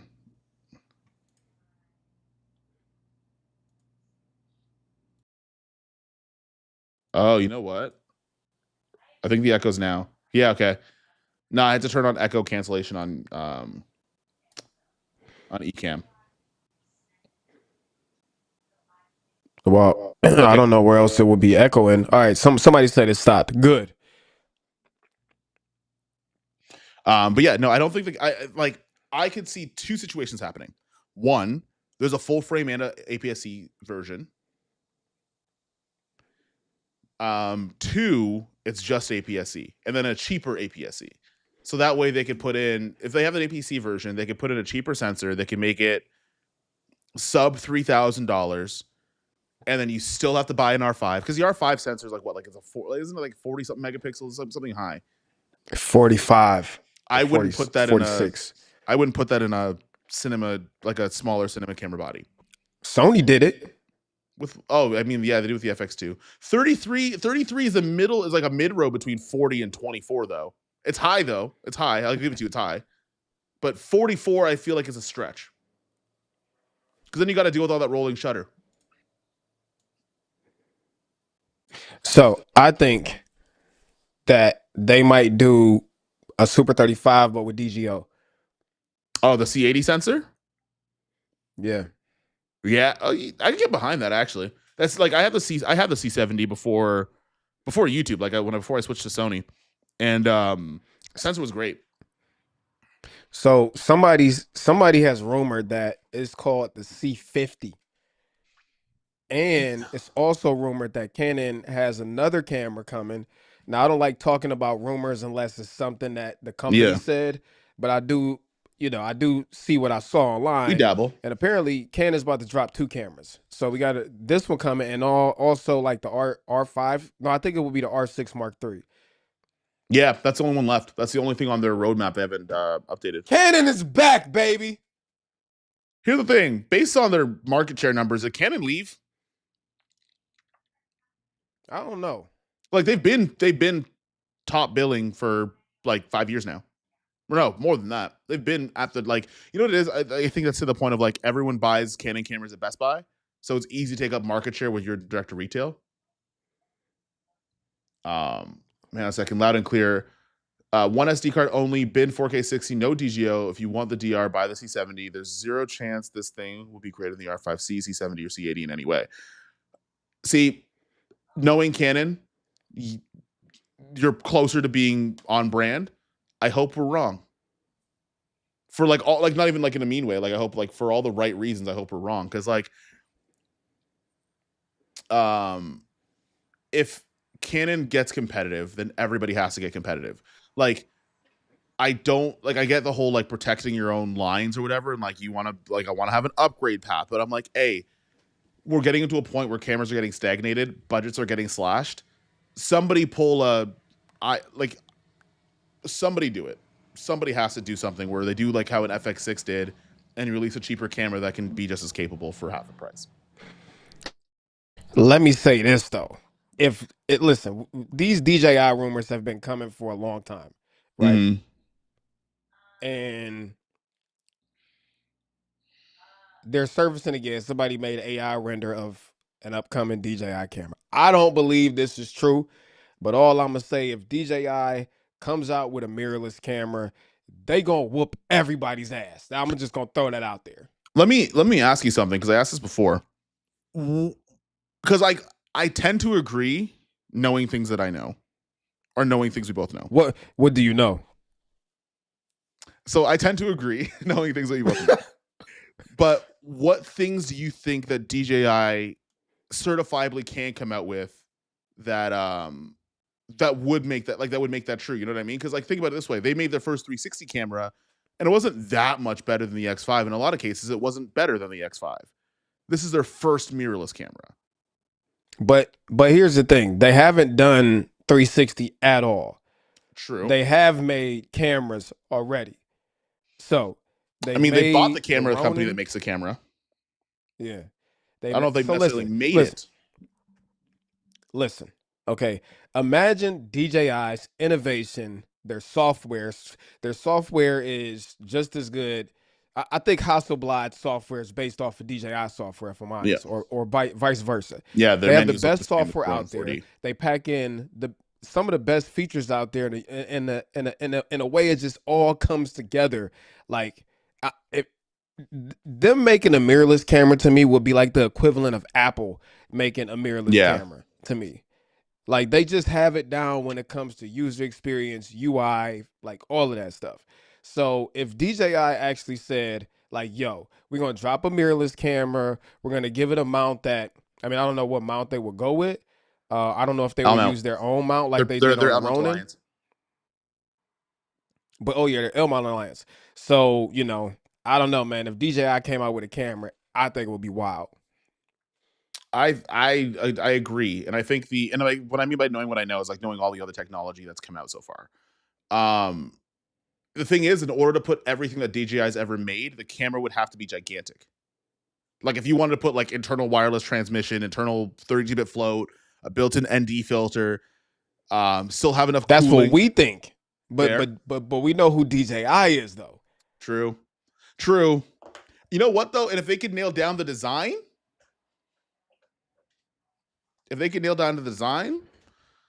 Also, Mohammed, we will not have any forehead shaming in this chat, okay? As the bald man in this conversation, we will not have any sort of slander for any foreheads in here. You know what? I was about to say something wild to you, Mohammed, and Kofi knows. You know what? Terry, you can say that on your stream. All right? I'm trying to keep these super chats, all right? All right. Hold on. There's another comment. I need to keep. Mohammed Meta, whatever your name is, okay, just shut up. We're not taking any sort of forehead slander here, because I don't have hair. So, and I have a huge forehead, but guess what? It don't matter. My forehead's so big it makes it to the back of my head. Yeah, y'all be talking about my forehead like I care. Like, I could care less, bro. I had this forehead my whole life. It ain't stopped me from getting nothing. Anybody I wanted, anything I wanted, like, say what you want. Hey, you know what? Somebody else put it. My girl rubbed my forehead. Yeah. Hey. You know what? She's in the other room, so I'm not gonna say anything. Here we go. You want to block them, or do I have to cook them? Nah, you don't have to cook, bro. Peace. I'm not playing this stupidness. you think, sit there. Bro, I'm not letting my black crack over some faceless guy on a fucking chat talking shit. Yeah. I don't care. Because I was about to. Whew. Don't have anyway, to. Somebody said we'll never see him again. And you know what he's gonna do? To the shadow room. He's gonna make a new account and then try it again and get banned a second time. So yeah. So all right. Here's something weird that's happening. All right. Somehow somebody found out that in my marriage I made some mistakes. I mean, probably because I'm transparent, right? Yeah. And I'm not proud of the mistakes I made in my marriage, but I'm transparent about them because I believe in helping other men avoid mistakes that I've made and just people in general, you know what I'm saying? So there's been somebody who keeps creating accounts that comes in on my videos to say X, Y, and Z, this is why your wife left you or whatever. So it's even starting to spill over and onto Tamara's channel. And Tamara came, I mean, Unrelated, but shout out to okay. Tamara. Yeah, I mean, just I'm just throwing that out there because Yeah. he put on there Terry's a cheater or whatever. Okay, I made mistakes in my past. I'm not proud of them, but you're not about to shame me for it. So anyways, when Tamara came over to help us with that film, you know what she posted like 3 reels. We were all in each other's video, and Tamara's hilarious. Like you can't not be around Tamara and like not laugh your ass off. She's hilarious, and of course people took that and started making all these comments. She got a comment on a video of hers yesterday that she sent it to me on WhatsApp. Like it was Terry's wife said hi ho or something like that. And it's from somebody um named Branded Monkey 1682. So somebody's like purposely going making accounts just to like I'm surprised you haven't gotten on your channel or nothing like that. But anyways, I also haven't posted a video in like 2.5 weeks, to be fair. yeah. But this is the cost of being transparent. Like we Yeah. always say, transparency comes with a cost, right? So Yeah. when you are transparent online, the cost is maybe, you know, when you want to be vulnerable, you want to be unapologetically yourself. Sometimes you might X yourself out of some brand partnerships because they don't like it. And also when you are transparent, Kofi, you just talked about this the other day. When you say something vulnerable online and people want to try to use it against you, that Yep. shit don't bother me, man. Like I you don't can't like. say nobody can say nothing to me. I'm sorry for my language. I've been using a lot of profanity lately, and I shouldn't because I try not to use profanity. But like when it don't bother me. Like the most I Mine do is if you talk depends. crazy to me, you getting it back because I'm a roast Yeah. you. Mine depends on what it is. You know, that's why, like, for honestly, like, I wanted to make videos about like, oh, how much I got paid by YouTube or whatever. But I think what ends up happening is that just it'll confuse more things than it'll solve. And I'm like, I don't want to have to double back and like make another video about like I don't want to have to keep going down the rabbit hole of explaining myself for everything that I'm like, it's not worth the time or energy. But it's weird that like we want this transparency from creators, and the second that it's given to them, it's used against you. And then it's just, oh, well, don't let the haters get you down. I'm like, you just took my own personal situation and then spun that back on me. And then you're saying, just pick your chin up. I'm like, if you cooked that guy, he wouldn't take it. Remember that one guy that came into your video and then he said something back and someone was like, oh, Terry, that's not really Christ-like. I'm like, you just said to shake the haters off. So now when you get it back, no, we don't play that game. So if anybody else in the chat wants to get banned, go for it. Yeah, it's like a real easy button to press. It's like Yeah. shadow realm button. So like you press that and it's crazy because like nobody will ever see you again here. Nobody will Yeah. ever know you existed either. Hold That's up. We crazy. got to stop. We got a super chat. We got a super chat. That's what I'm talking about. We got a super chat from Kent. Haven't bought that camera in over 10 years. Don't know whether I should get an FX3 or an S1 II. Any advice? You got to tell us what you do with the camera, bro. You already put the money up. You got to tell us what you do with the camera. I can't answer that for you unless you tell me what you need the camera for and what do you got already. I will say you'll save a little bit of money on the S1 II, but I don't know what you're going to sacrifice if you don't use it or not. Yeah, that's Culture always in a this question live. y'all gotta consider when you ask somebody for like what camera should I buy. Like that's a loaded question. Also, And a Cam lot of says we need more times, culture in this live. That means I'm not going to invite him to the live then. We're going to keep his ass exactly where he is. yeah, he probably out riding a cowboy or something like that. I love Levi that you Paul, didn't what even up? correct yourself. You didn't even correct yourself. You just said, no, he's out here riding a cowboy. Hold on. Somebody said somebody asked, somebody said we both left Sony for Lumix. Do we miss anything about Sony? I have an A7C2 behind me.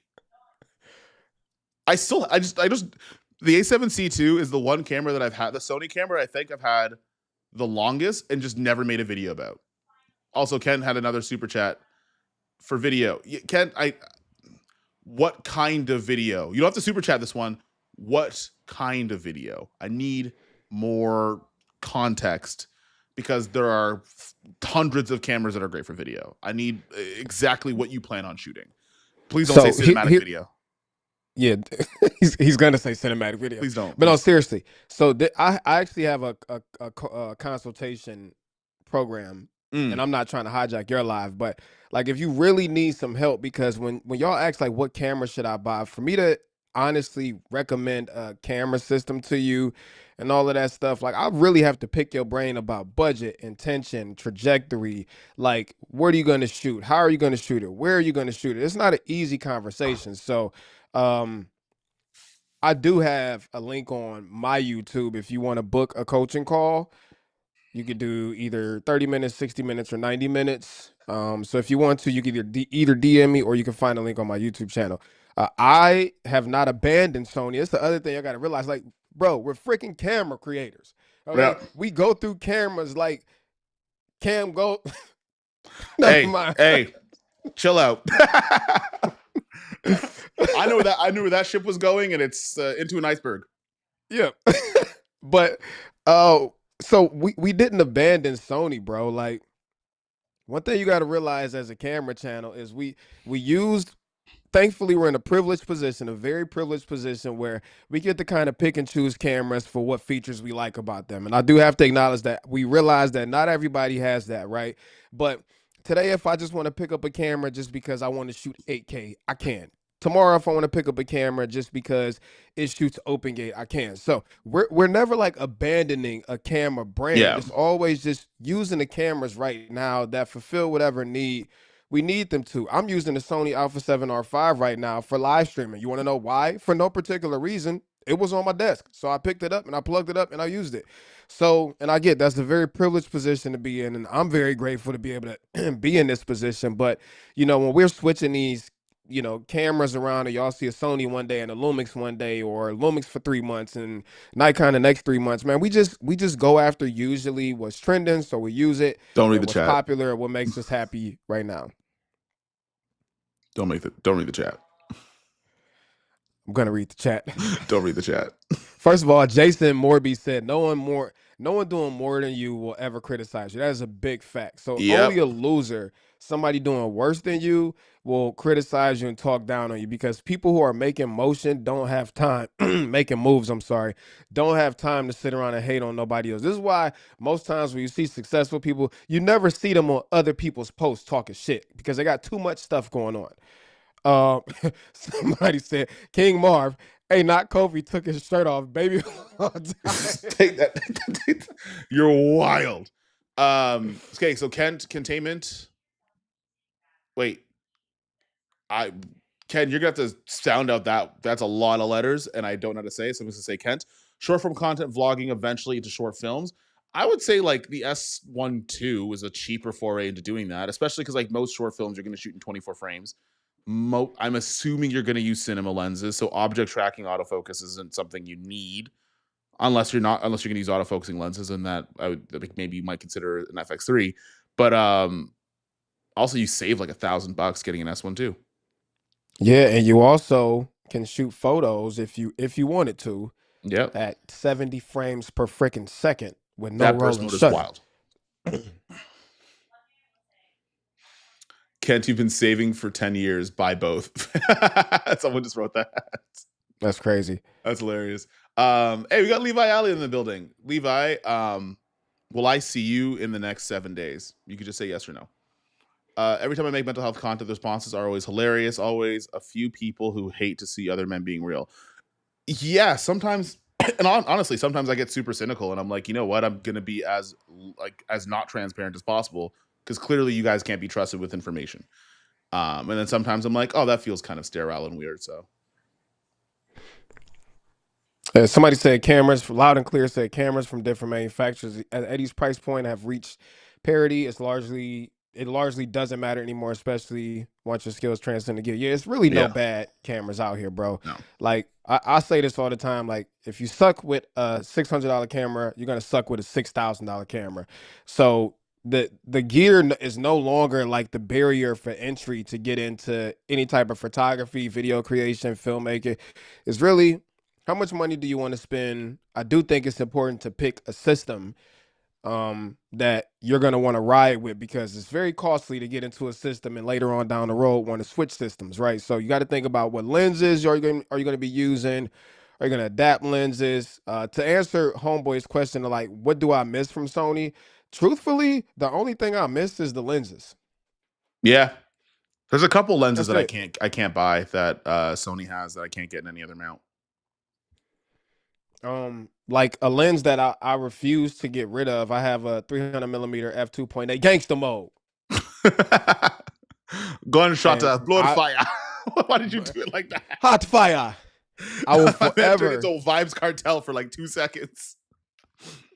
I will forever keep that lens. So I think Sony's major thing, they're still like if Nikon and Lumix are at a 90% when it comes to autofocus, Sony is 100. They're close, but they're not all the way there yet. Good enough. They're good enough for sure. But when you've used Sony's, it's like nothing else comes close. And also their lenses are like second to none. But that's depending on what you want. Like Sony doesn't make cinema glass. They don't make glasses. They don't make glass with character. So if you're not looking for like the super sharp technical high resolving power of Sony's lenses, then that's a moot point for you. So you really got to, Yeah. figure out what's important to you before you buy into a system, and think about, in my opinion, it's the question I ask for every coaching call I do. Like, I know what you want right now, but what are you going to want in 6 months? What are you going to want in a year? I Yeah. could tell you to go buy Osmo Pocket right now if you want to vlog, but what if you want to get into photography in 6 months? Osmo Pocket is going to be a paperweight to you. So think about, if this is your first camera, how much money you want to spend, and where are you going to, like, where might your interest land in the next 6 to 12 months? Now, if you got more than one camera and now you're just looking for cameras to fill specific roles, that's a different conversation. But if this is your first camera, you got to think about all of that. Yeah. That's kind of where I'm And at. Levi, I will pull up anyways, bro. Yeah, Levi, just show up. Levi, just pull up. You know where You're it is. Levi, dog. Like, they're not about to be like, oh, you can't come in here. Levi's big as hell too. You think who's gonna push him out? Yeah. How are they gonna move him? And he's been at every single one of these events that we're going to. So it's wild that wherever we're going, by what company would not invite somebody who's been loyal and always there, but invite TikTokers. Anyways, I'll shut up. I'm a TikToker. Hang on a second. Question by Harv. Do you feel Lumix needs to create a real cinema camera, something that has internal NDs with a different body style? I would love to see them do it, because like for the company that has made so many video centric cameras to not have that since like the EVA 1, let's see. I just want to see it. Like at this point, so many good cameras have come out that are so useful. Anytime I hear a rumor about like a new company making a new camera, I'm like, I just want to see what your take is on it. Like, what do you think is like the cinema camera? I personally think they're gonna come out with one. There's so many people asking for it. Yeah. Like, under every S1 video, you got people like, yo, put this shit in the box with internal NDs. Yeah. What we want. So I think, if we know anything about Lumix, we know they listen to what people say. They care about, man, you good? You got COVID or something? No, I just choked on What's going on with you, bro? A piece of food came back up. Why? Oh no. I've only had disgusting. eggs and egg whites today. You need to mute your My bad. I'm turn so your sorry. camera off. Kofi over here having a whole asthma attack. Oh god, that sucks. Oh, that hurt. Oh man. But yeah, I think they will, man. There's so many people asking for a box style Lumix camera. And remember, y'all, we haven't seen look, I'm talking trash and I got a cough. We haven't seen the S1H Mark II. So something gonna happen soon. And I feel like Lumix right, you know what it is too? And this is something that they told us already, right? Like they kind of needed their mirrorless cameras to do well so they could start thinking about other stuff. Like as much as people are like, oh, we don't want the S1 II, we want the cinema version. I'm like, that's 15 of you. Out of 100, it's like 15 of you. Right? And just because it's loud. Don't read the chat. Oh, Jesus Christ, Harv. Man, you had a good question before and you followed up with some bullshit. But yeah, what I'm trying to say is, just because it's very, very loud for cinema cameras, it doesn't mean that everybody's buying one. That's wild. Hang on a second. I'm going to run through some of these chats real quick. Bring back gatekeeping. That's the only one thing about Canon. If they opened up the RF mount, they'd get some adoption with this next release. Yeah, I think, well, they already started Super 35 with Sigma, so we'll see. 6 Foot Gang. That's just me. He's talking to me. He's talking to me, Terry. Sorry. Oh, wow. Hey, I told you, you get it back in blood. I feel like I'm required to get in the gym to get fit, put all the weights down when I started to focus on content. Bro, I have not trained properly in months. Like, I only started on a regular split after getting rid of most of my freelance clients, like, yesterday. It's like this is the first day I have, like, no clients, and it's just YouTube. So, Terry, you'd be proud of me. I have all my food. Forget getting back in the gym to fit in. Get back in the gym because your health is important. Yep. You'd be proud of me. I have all my meals prepped from now till Friday. I know exactly what my macros are. New splits on the fridge. Nice. Yeah, the old Panasonic video cameras. I kind of wish I brought some of those back, but like with modern day sensors. Because the ones that have, like, Sony brought them back, but it was like a 1-inch sensor that I kind of don't care about. Like, if you put an FX3 in those like stupid camcorders, but like not the FX6, but like the old ones. Hey, Sony charged like that camera was expensive too. It was as much as the FX6. 1-inch sensor in it. Yeah, it was as much as the FX6. It was wild, crazy. And I was like, you can't do that in 20. Like, there's certain things where Sony comes out with stuff, and I'm like, that's solid. And then they say the price, and I'm like, why did you do that? That was not necessary. Hang on. Any motivational advice from either of y'all continuing to pursue content creation? I feel like I can't catch a rhythm, and I can't financially keep up pursue gear tubes selling to keep. Oh, please, can I do this one first? Yeah, go for it. All right, look. First of all, I'm about to regurgitate a lot of stuff I always say because I do like talk about a lot of motivational stuff on my channel and my social networks. The first thing is you don't have to do this how everybody else is doing it. So if you don't like, if you want to talk about cameras, you don't have to do the gear exchange. Like you're allowed to just run a channel how you want to. So if you want to, you can literally just sit there and discuss cameras or discuss like techniques or whatever. You got a lot of people out there who do productless channels, although they talk about products. And although there's some people that'll be like, oh, yo, I'm not listening to you because you don't have the product. Some people just want to hear the opinions of other people and the candor and commentary from other people. So my point is you don't have to do YouTube how your favorite YouTube does it. Your favorite YouTuber does it. You can find whatever angle you want to play, and as long as you're consistent with it, it will find its audience. And trust me, there's 9 freaking billion people in this world. So it doesn't matter if you want to paint turtles with your eyes closed on camera. Guess what? Keep doing that and it will find who it needs to get to. So that's the first thing. The second thing is everybody think YouTube is like this easy thing. We just turn on the camera and it's easier. No, YouTube is difficult, bro. Like, it's very difficult.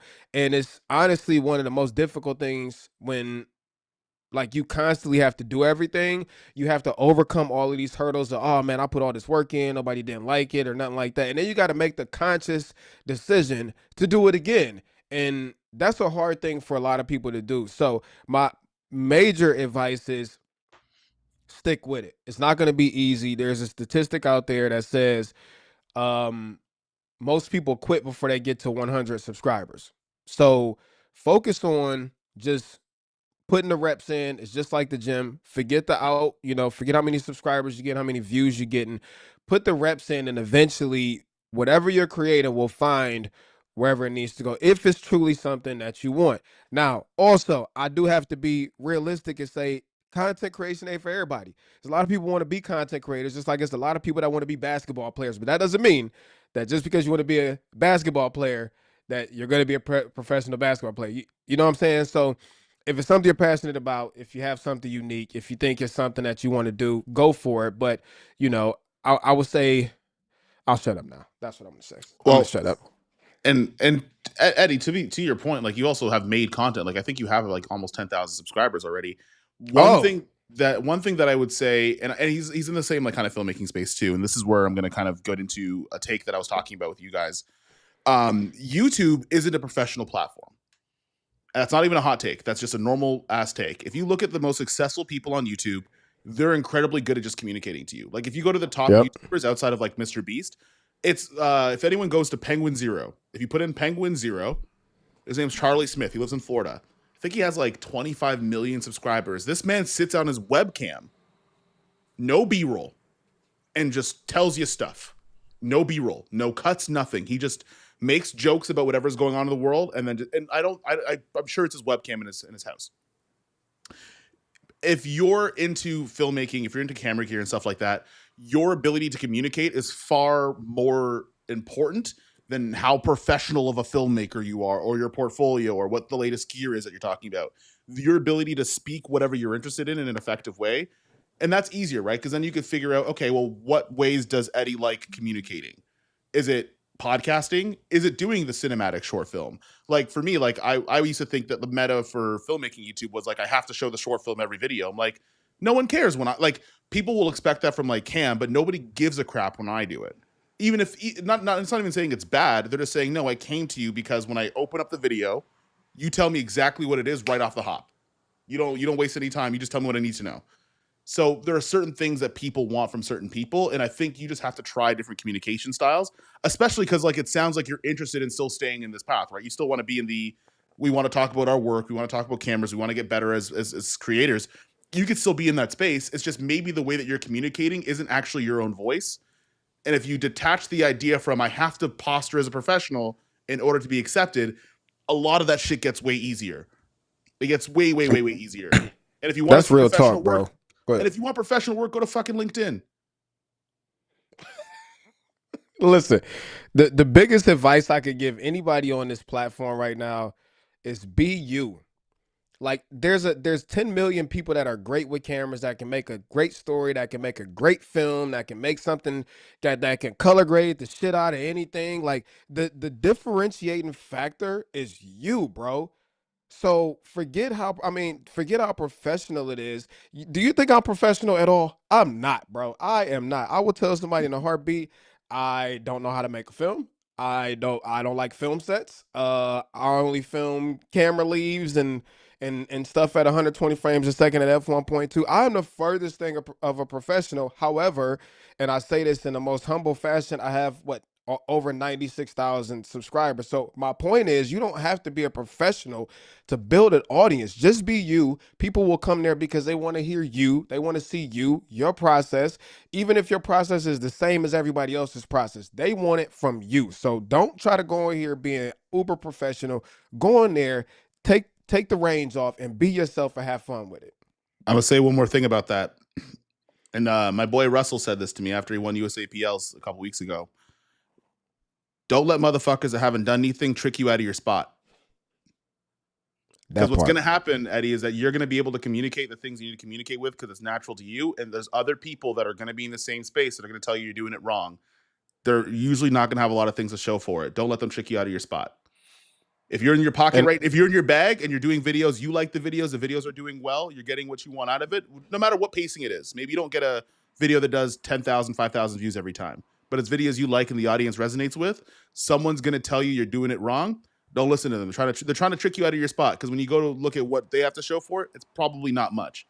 Don't let these people. I'm telling you, this is why. Like I have a video called "Freelancing is a Trap," and it's the idea that a lot of people that are in kind of outside of YouTube will kind of poop on people that are inside of YouTube, being like, "You're not freelancing, like you're not doing the real work." And I'm like, this platform isn't necessarily for me to boast about my professional work.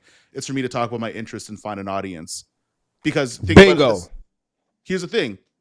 I don't know a photography award that Peter McKinnon's won. And I only know the photos that he's taken, his best photos, because they were made into videos on YouTube. Outside of YouTube, I don't know. Outside of YouTube, most photographers don't know who he is. However, Peter McKinnon is unreasonably good at communicating. He's unreasonably good at giving you the information that you're looking for or entertaining you and doing both at the same time. That is the thing about YouTube. It's not who's the most professional DP. It's not what sets you worked on. And some people are going to tell you otherwise. Don't listen to them. And I mean, if you want that to be your thing, let that be a thing, but don't feel like that's what you have to do. Yep. That's the whole point. Don't feel like you have to conform to this idea of what a person with a camera is supposed to be. The hell with all of them. Do what you want to do and have fun doing it. Kofi, what you said was amazing. Like this is about my interest and how to share that. And this is why, like, I don't mind telling people, like, yo, I just genuinely love cameras. I'm not saying that I have a body of work that supports it. Like, no, I just love cameras. That's it. Cam, just cover anamorphics and you'll be Gucci. And Cam is a perfect example. Cam is great at what I mean, he ugly as hell. And if you ever like smell old mustard when you get near him, like it's like this disgusting stench of like old stadium mustard. But he's really good though. And he stays in his pocket in his bag, right? And there might not be people who like cowboy stuff. There might not be people who like Western style stuff. But for Cam to be like, oh, you know what? I'm not going to do that anymore because other people don't like it. Like, that's ridiculous. Find your pocket of what you like to do. Whether that's just, I got to love of cameras, whether you're like whatever the case may be, and do what you want to do, man. Don't let, like Kofi said, these bum ass people come trick you out of what is destined for you. Because here's the thing. People who don't, you got two types of people. Well, three types of people. People who don't understand it will never support it. People who don't have the courage to do it will never support it. And those are the only two types of people that I want to talk to. Actually, people that aren't good at it won't support it either. That's true. Also, I would say, because I think this kind of sparks another question too. We're off the path of talking about rumors, cameras. We'll get back into it a second after I say whatever I'm going to say. How do you get better at telling a storytelling, and how do you spark creativity? I want to also reiterate this for anybody that might be thinking of getting into this as well. Storytelling and communication are the same word on YouTube. Because some people will take the word storytelling and think that it's about cinematic compositions and using B-roll and all the other stuff and all the stuff you learn in film school. Storytelling is as simple as me saying, Terry, I got some shit to tell you. Imagine something happened to me and I'm like, yo, Terry, something happened to me, right? And I tell you the story about my car breaking down and then some lady came out with a shotgun and shot my tire. You know what I mean? How well I tell that story is storytelling, and I don't need B-roll to do that. So sometimes you portraying, like you making your video is as easy as just having an idea and being able to get it from beginning to end and able to do that in an interesting way. The B-roll, the compositions, all the filmmaking stuff, that just helps you. You could start your storytelling is as easy as this thing right here. And I was just talking to the camera. And the best creators do it. So yep. And then also sometimes not having a story is a story in itself. The discovery of not having a story. Like I think we said that in that video where we was in, where was we at? The Italy? Red Mountains, Red Rocks, wherever that was. Yeah. And we didn't have a plan. We just went out, man. Sometimes that becomes a story in itself. I hate that stupid word. Tell your story. Shut up. Like just make some content, bro. Yeah. And Cam, that's mean. So I hope that helps out. Eddie, you took us on a tangent, but I think that I think in this space too, especially with all the new releases, is going to come a lot of negativity and all that other stuff. And honestly, the people that I'm talking about that are going to try to trick you out of your spot, they're going to come in droves next week, and I already know it. I think it goes without saying that, like, if that's something that weighs on your mind, or anybody that's watching too, right? I mean, there's 60 people here. I'm sure Eddie's not the only one that feels that way. Yeah, jump in, and then show up as you are, and then get better from there. And then the last thing I want to throw in, like, it doesn't matter how good you are at something. There's always going to be people to talk trash. Yeah. Okay. It wouldn't matter if Christ himself arrived on the ground and he was literally 1,000% perfect. People would still crucify and ridicule him. It comes with the territory. So quit worrying about what everybody else got to say. If we were to, and I'm not saying that Eddie, you are, I'm just saying this stuff in general. If we were to allow people's feelings about what we're doing and, oh, you're not a real filmmaker, no, we would have stopped a long time ago. The reality is, I don't give a shit. You can't. Ooh, let the money run up. Hey, hate me as much as you want. My car is going to get paid off. My bills are going to get paid. There's going to be food on my table, and you're still watching the video anyways. Yeah, people don't be realizing. I cooked somebody in my comment section like a week ago. This is the stupidest video ever, and I'm like, you helping me get paid right now, you idiot. Like you do realize that you're commenting right in, which is engaging the algorithm to send this to more people. You freaking idiot. Like hating, you're shooting yourself in the foot, hating on somebody who's making content. Tim actually made a good point. He's like, yeah. See, I'm gonna say that word, but that's a wild word. So I'm not saying that. You read that. If you can captivate your audience with story, then the visuals and all the fancy film techniques don't matter as much. Perfectly, yeah. Like, have you ever seen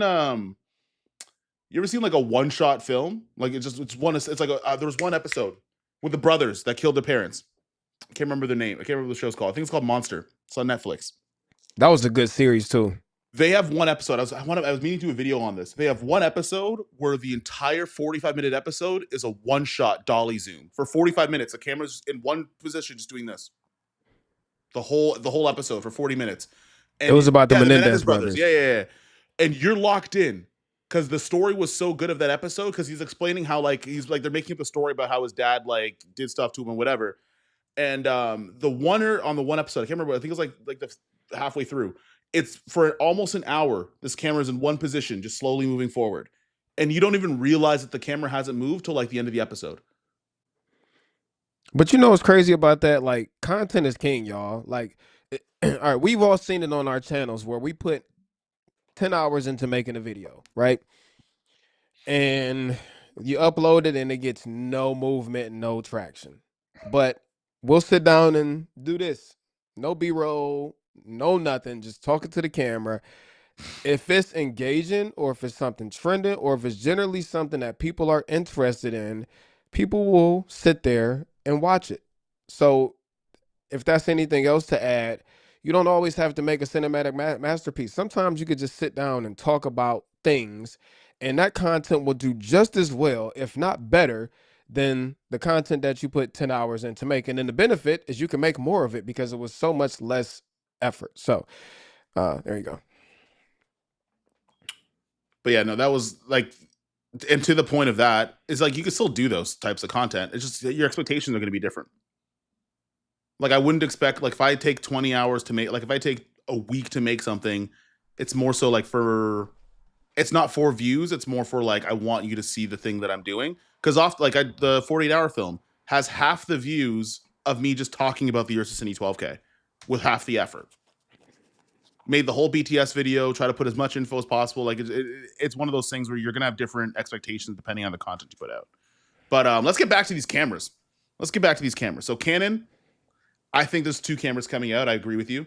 Maybe they do both. Maybe they do the new cinema camera or whatever that is, and that the R6 III on the same day, and just get it out of the way.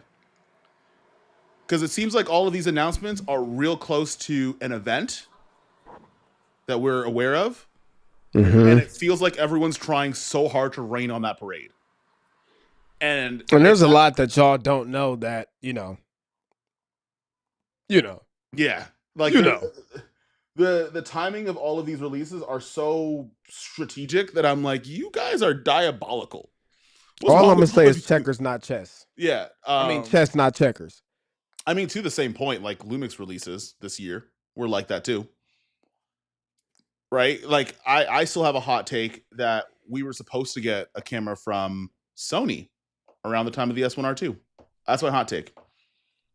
I think we were supposed to, and they had sold those semiconductors to Nikon. They sold them to Lumix and DJI, and they said they can't possibly make anything good. S1R2 comes out, and they're like, shit. And this thing's going to get RA-Log C2. Let me pull back this A7V real quick. Let me put that back real quick and get back to the playbook. I don't think that's the only camera release that everyone's like. I think, you know what? My hot take is I think Lumix put enough people on notice that they had ideas for earlier in the year, and they're all like, ooh, let me take that one back. Yeah, Lumix lit a fire this year. I ain't gonna lie. They really lit a fire, bro. You know that, what's it called? Control, Kendrick Lamar got love for you all, but I'm trying to murder you niggas. Make sure no one ever heard a noun of murder me. Anyways, you don't like Kendrick. My bad. Yeah, Kendrick sucks, bro. I would rather listen to two pigeons fight. The only time I can listen to Kendrick is when he's with SZA. Now Kendrick and SZA together are a great team. Fair. I can take that. They make great music together. I can accept that. But yeah, no. So he had a verse like that. That felt like, what's it called? What Lumix had done to everybody, and all the other camera brands were like, see, I can make a camera that may be a little bit better, but it's going to be $1,000 more, and I don't know if I can market it like that. So let me just sit back for a second. Hang on a second. I just got a mail from Ori, and it's probably me getting yelled at for my Manfrotto video. Same here. Yep. Oh, yours too? Oh, yeah.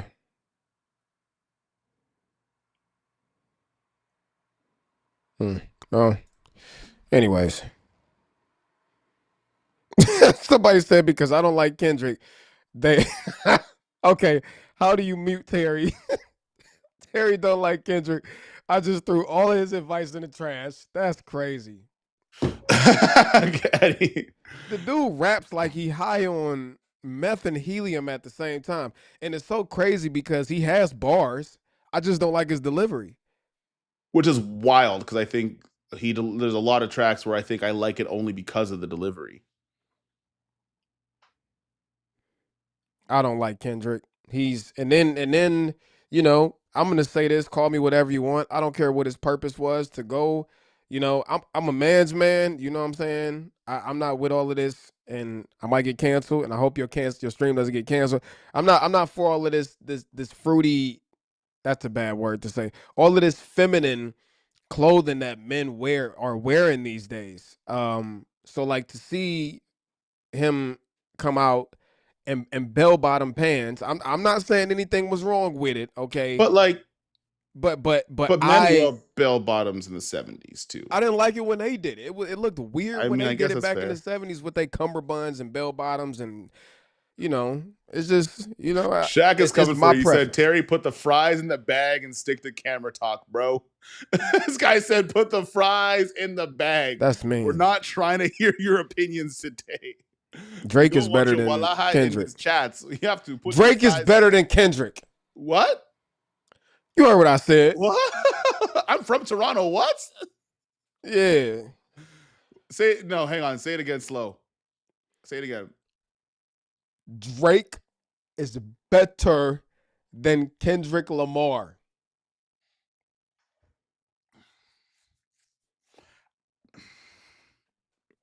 This is like the Tupac. This is why they don't give you. This is why they don't give you. People be like, Pac. This is why they don't give you the embargo cameras, Terry. No, he wasn't. This kind of shit is why they don't give you the embargo cameras.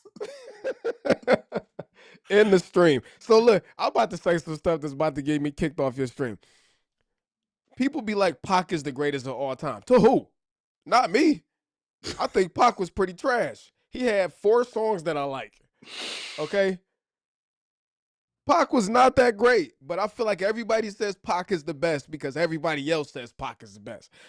Pac was not the best, bro. Hey, just so you know, dislikes and likes are weighted the exact same. So whatever you're going to do is whatever you're going to do. It's the exact same to the algorithm. You said you don't like it to be feminine. That's a fair point. Phil got you on that. But so, all right, I'm talking about... Like, Drake's the only rapper I know to get into a rap beef, lose, and then try to sue him. I mean, that was pretty light-skinned. Hang on. That's the same as someone going to your comment section, talking crazy, you say it back, and they get your channel taken down. I agree with that. I mean, all right. I still... You got to wear that one on your chest. All right, I'll take that one. And then the comment of Terry, what's your top 5 after Diddy? Who said that? Where is that? King Harv. Man, he been on a roll. Jesus Christ. Terry Combs. This guy said Terry Combs. That's wild. He said he don't like dude being feminine and says he likes Drake. I don't consider Drake. He has light skin tendencies. I don't consider him feminine. Who, Drake? I don't consider a man feminine because he makes R&B music. He's an amazing artist, but I don't consider him feminine. Back up. Did you say Drake has light skin tendencies? Yeah, he does. That's fair. Honestly, that's fair. That's What genre of music is my favorite? Honestly, I don't listen to a lot of rap these days because I think most of it is trash. I listen to a lot of like early 2000s yeah. alternative rock, like, Hinder and Seether and Three Doors Down and Breaking Benjamin. Like, I still listen to a ton of that stuff, probably more so than anything else. All my black And people in the chat, I want you to make it's a safe space. mm-hmm, I know y'all ninjas like Paramore. I know every Paramore was single one of fire. you. I know at least 5 people in this chat know Misery Business word for word. That's right. I that's what Pressure? you get. Can we talk about Pressure? Yep. We could talk about Fall Out Boy in here too. That what's it called? The lead singer's black. You know the lead singer from Fall Out Boy's black too. His mom's Jamaican. I don't like a lot of this new music, man. I really don't. You know what it is? Especially a lot of new hip hop is too much like lifestyles that as like in my 30s, I'm like, why did you want to do that? I don't think this like the things they're rapping about. I'm like, that isn't cool anymore.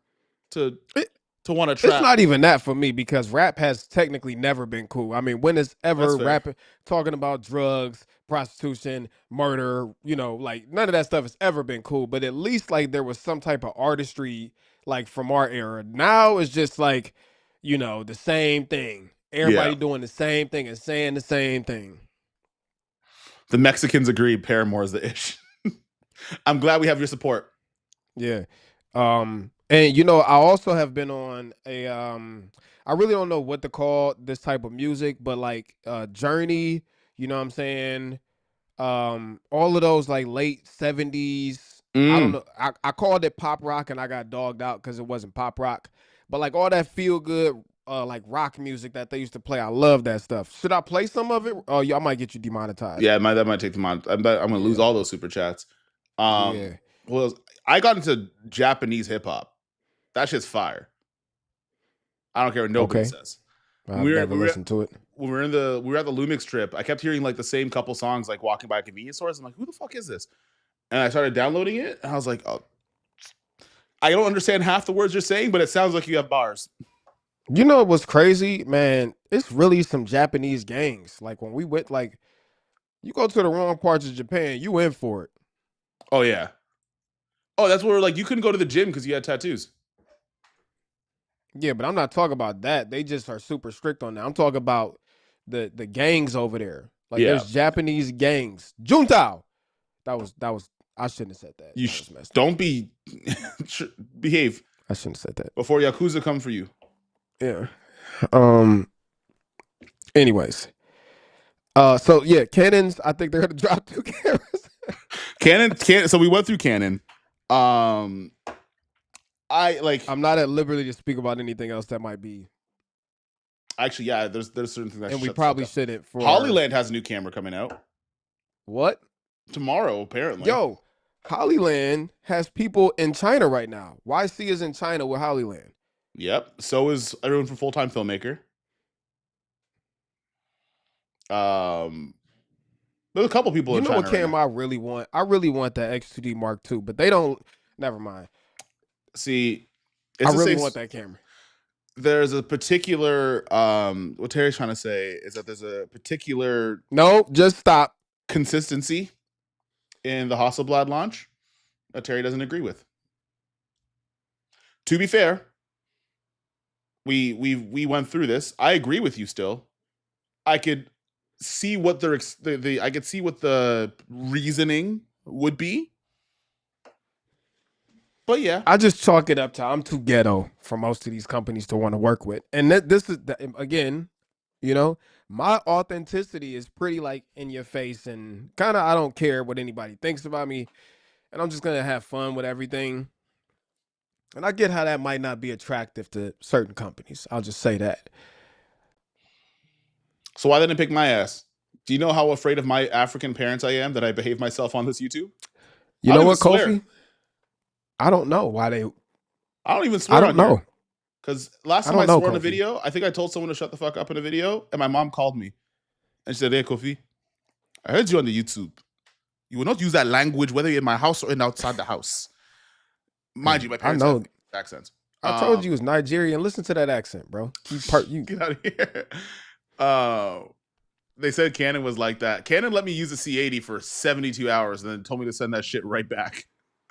They said, hey, you have 3 days, figure it out. I don't care what you're gonna do, but you're gonna do it. So All I'm gonna say is this, right? You do have to realize that not everybody's cup of tea. All right. yeah, that's So fair. I'm gonna say, just because I think I'm great at something, somebody has the right to say you're not the person I want for the job. There's nothing wrong with that, right? And that's fine. I might not be, but you know, there's other people that might, share some of the same. Um, I'm trying to say this kindly and as as articulate as possible, people. Do you want to That text it to me? Then I'll say it for you. It's my stream. So. uh, um, all I'm gonna say is there needs to be diversity. Okay, I think that's a good way to put it. There needs to be diversity amongst a lot of these brands. And I'm not mad that the diversity does not include Terry, right? But there needs to be diversity among the brands. And I feel like some brands get that, right? Sony as an example, they're very diverse, like in the people they work with and the people that they use for promotion. Um, they're very, very diverse. And there's some companies that just like if and I'm not gonna call any companies out, but just start to pay attention, y'all. And I don't like to use like race or gender as a way as an excuse as to why I didn't get an opportunity. Sometimes it's just you didn't work hard enough. Sometimes it's just you weren't the right person for the job, right? But there are, if you do look at some brands, and you guys and gals can go see for yourself. You don't take my word. Go see where you find it yourself. And there's some brands out there that if you look at the people that they have on their marketing campaigns or who they have listed on their page, you will see a huge disparity in gender, race, ethnicity, etc. And there's not many camera companies out there that get it and diversify. That's all I'm going to say. So it's called. So who are your top diverse brands? I'm gonna say Lumix. Yeah, Lumix is I'm gonna well. say I'm also Lumix. talking about not just creators that they work with, but when you go on, like, for example, I'm just gonna use Sony as an example because they're very diverse. Yeah. I can use them. When you go on Sony's page, like you see all types of creators. You don't just see, okay, and I'm just throwing stuff out there. You don't just see a page full of women. You don't just see a page full of 40-year-old white men. You don't just see all Indians or like you see a good diversity and mix of everybody, right? So you can't say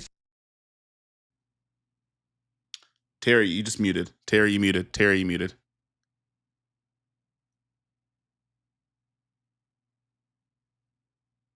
this thing. Okay, I'm back. All right. Um, yeah, you can't say Sony's not diverse because no matter what, whether it's promo material that they're running for their internal campaigns or sales campaigns, whether it's creators that they work with, Sony is really diverse. They have their own women's side of it that glorifies creative women. They have, and I just challenge you to go find that on other companies' pages. You won't find a lot of it. Another. I'm trying to think of other brands that are like very widespread out. I mean, like a lot of the lens companies are pretty spread out because they want to get a bit of everything. Like they want everyone to shoot everything with all their lenses, right? Most of the lens companies. And there's some companies that just don't work with creators in general because that's just not their thing. Like Canon doesn't work with a lot of creators, bar none. Period. Right? Like this, whenever this new Canon camera comes out, you'll probably see Peter McKinnon, Sam Newton on YouTube at least. Short form, there is one guy here, Jessel. Haitian. I think he's Haitian, but he does a lot of Canon stuff. And I think like Shabazz. And Shabazz is I keep getting it mixed up if he's Indian or Sri Lankan. But there's like just the four of them. That's it. That's all you'll see. Right? So it's just like they just don't mess with creators as like a general concept. We're like if Sony does a launch, you'll see 75 reviews. Canon, you might see like 6. Do you have an issue with that? Uh That if there's you only so do you think it's just a group of creators that they would prefer to work with, or I'm going to use somebody like YC Imaging. YC has exclusively shot Canon for how long? wait, sorry, say it I'm again. just okay. So YC is typically not included on Canon releases, Yeah, which is weird. which he has an audience of 500,000 people, and Yeah. he exclusively shoots Canon. Now, I'm not assuming anything or trying to imply anything, but like, why is he not? Because he's, in my opinion, like very perfect. He's a perfect candidate to be on a Canon launch campaign. I actually He's don't like. not brash. He's not like over the top. He's not a loudmouth. He's not anything. He's very chill. He's very skilled. He's very calm, and he uses Canon, and he has 500,000 subscribers. So there's a reason, I think, but I will get another brand in trouble, and I can only answer that next week as to why that is. All right. I'm not saying that that is the thing. I'm just saying that I would like to see more diversity from all of these companies because it Yeah. doesn't look good. It doesn't look good. Somebody said the Canon C70 autofocus was wild. No, I'm not gonna say that. All right, so listen. I will speak this publicly because it actually happened and the proof is still there. Yeah, loud and clear When kind of got Sony, to the more direct way of saying it. Canon marketing is also just really hard to get to work with, let alone a diverse amount of people in general. But yeah, yeah, the also YC did get a A7C2, but that was after like a while of having a that was after a decade of shooting Canon. yeah. Um, the I think it was the ZV-E10 Mark II launch or some vlog camera from Sony where I Mm. wasn't on the campaign, and I didn't say anything about it, but so there were a ton of people on Twitter. The poster's still there. Like, how is Terry not on this campaign? So they saw a whole lot of other, you know. So I took screenshots of it. I sent it to my Sony contact, and I said, I'm not the one saying this, but I want you to see how this looks, right? And do you want this type of like possible PR problem on your hands? Because the way this launch looks, it looks like you only catered to a certain type of creator. And I respect them because they was like, no, we don't want that. You know what I'm saying? We don't want that. It's just the way the cards fell this time, which it probably was the way the cards fell that time. Um, but you know, when these companies don't include diversification, um, you know, people are starting to be very, very privy to this stuff, and it doesn't look good. And whether it's intentional or in it, you know, non-intentional, like it's something that has to be considered. There's some campaigns that have happened. I'm not gonna call companies out, whatever, but you know, where a bunch of people went out on a recent. I think they went to. I'm not gonna even say that they went out right, and they had like 9 creators there. Every single creator was a middle-aged white man. Okay, and maybe that's just the way the cards fell, right? But I know for a fact that this company works with a ton of women of all races, men of all Mm. races, and from a like PR perspective, how can you as an entire company not look at this and say, "Yeah, we should probably shift this around a little bit." You know Yeah. what I'm saying? Um and DE something like Mighty Midgets DEI at this point does matter. Well, I was gonna say, sorry, someone actually pointed this out, which um Hui, I'm gonna argue this. Not the point, not the point. I think out of like the new creators in Canada, especially in this space, I think I might be the only black one. I, I think I'm the only black one. I think you are. I sat back and I'm like, let me think about this real like let me think really, really hard about this. Technically, Zach from Tenfold is half black. But Zach from Tenfold also includes Adrian, who's Persian, Jason, and Justin, who's Filipino and Chinese respect. So yeah, they're all. I consider that all different people. Sorry, that comment just made me realize that till now because I was gonna say yeah, well they didn't pick nobody else. Jessel makes Instagram content, but like that's it. King Harv, do you feel black creators or creators of color are looked over in the space? It depends. There's certain because there's certain things that I've been brought onto because of that, and there's certain things that I feel like maybe I've missed out because I didn't fit what the bill was of that particular brand. Like Thank you for saying that. there are brand partnerships that I have right now that I know that they're like, hey, we wanted a black person, male or female, to fit this bill that also still fits this like skill demographic that they want. So for example, there are brands that brand deals I don't get, despite the fact that I could speak to those things because some brands think that I'm too pro. DJI has this, right? Like if a microphone, the mics that just came out, it's unlikely that I'll get, or the drones come out, it's unlikely I'll get brought onto a drone campaign or a consumer product campaign because in their minds they're like, oh no, Kofi just talked about the pro stuff, and I'm like, bro, I want to vlog too. Let me do that. But and then there's to the same point in terms of racial demographic, like there are definitely brands that like that won't say it, but like I know, and I'm like when I'm looking at the releases and I'm looking at like who gets what, and I'm like, oh, okay, I get it, and you take advantage of that. So I'll throw in my 2 cents. I'm glad that you said sometimes it's not a matter of race or anything. Sometimes you're just sometimes you're just not the right tool for the job. I mean, I know we're people, but it's the same idea that Kofi just said. If I'm a company that's coming out with a very consumer focused camera, it doesn't make sense for me to go hire or get or send that camera to somebody who doesn't have an audience like that, right?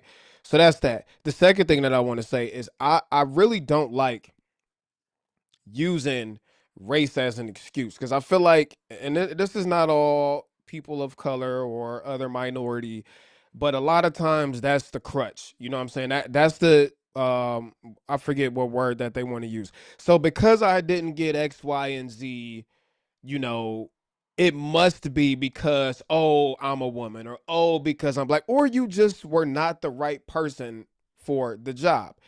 And there's nothing wrong with that. There's also nothing wrong with a brand saying, hey, Kofi, we know you do pro stuff. So it doesn't make sense for us to send you this Yeah. consumer grade microphone that your audience wouldn't be interested in.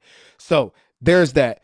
Do I think that there's a a do I think gender or race is like a problem or how was the question worded? Like, do Um color creators get overlooked? I can't say we get overlooked because I've been in a whole lot of I'll speak for myself. I've been in a lot of doors I probably wasn't qualified for. I've been in a lot of rooms I probably shouldn't have been in.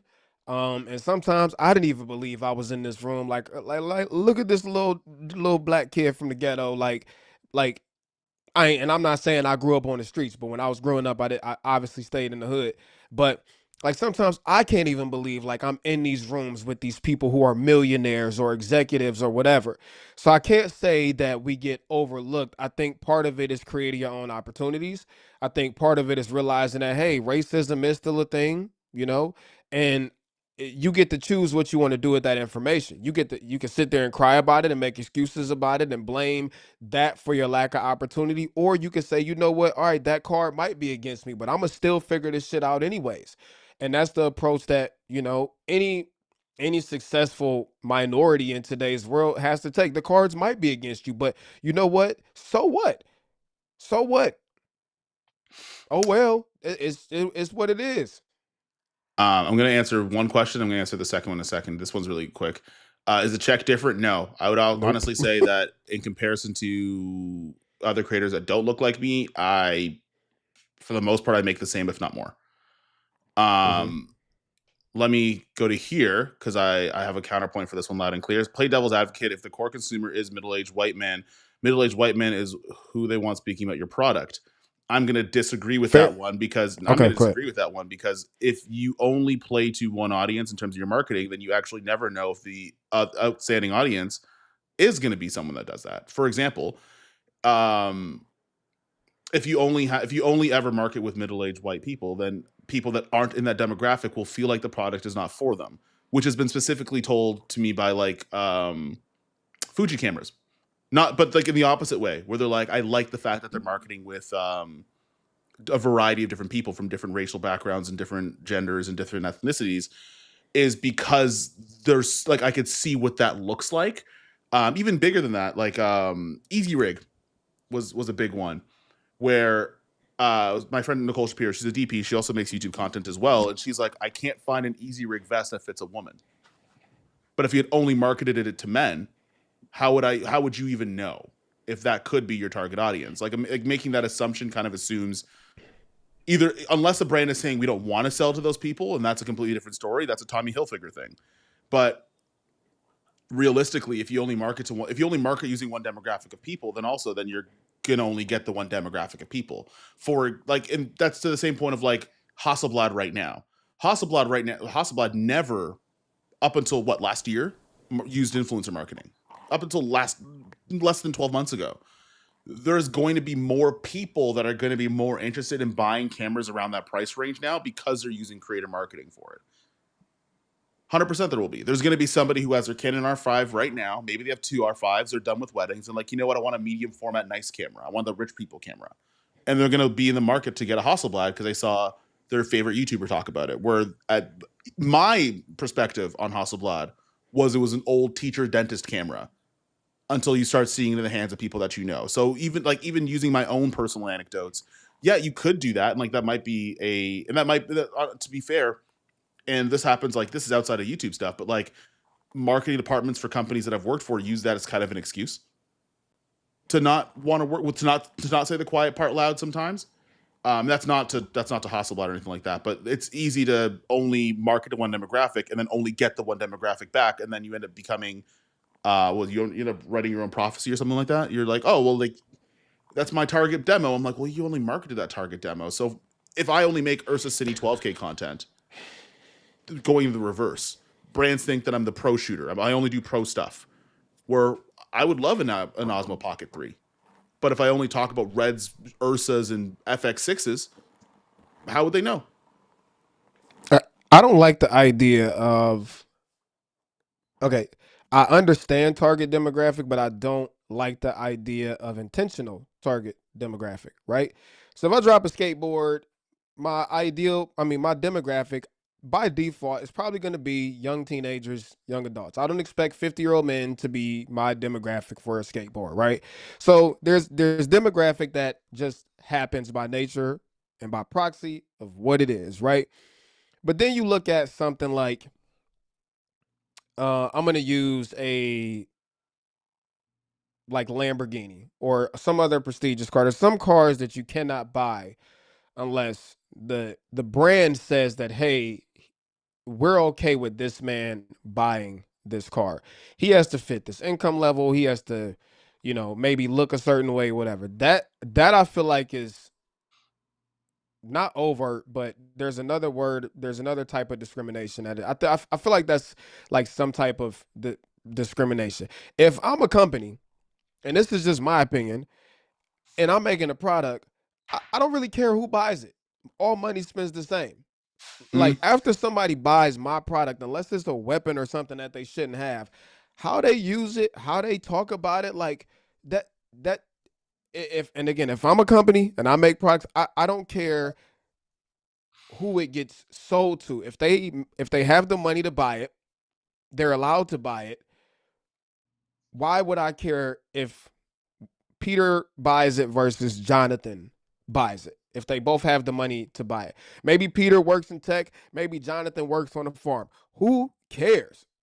So I don't like the idea of like implied target demographic. That to me is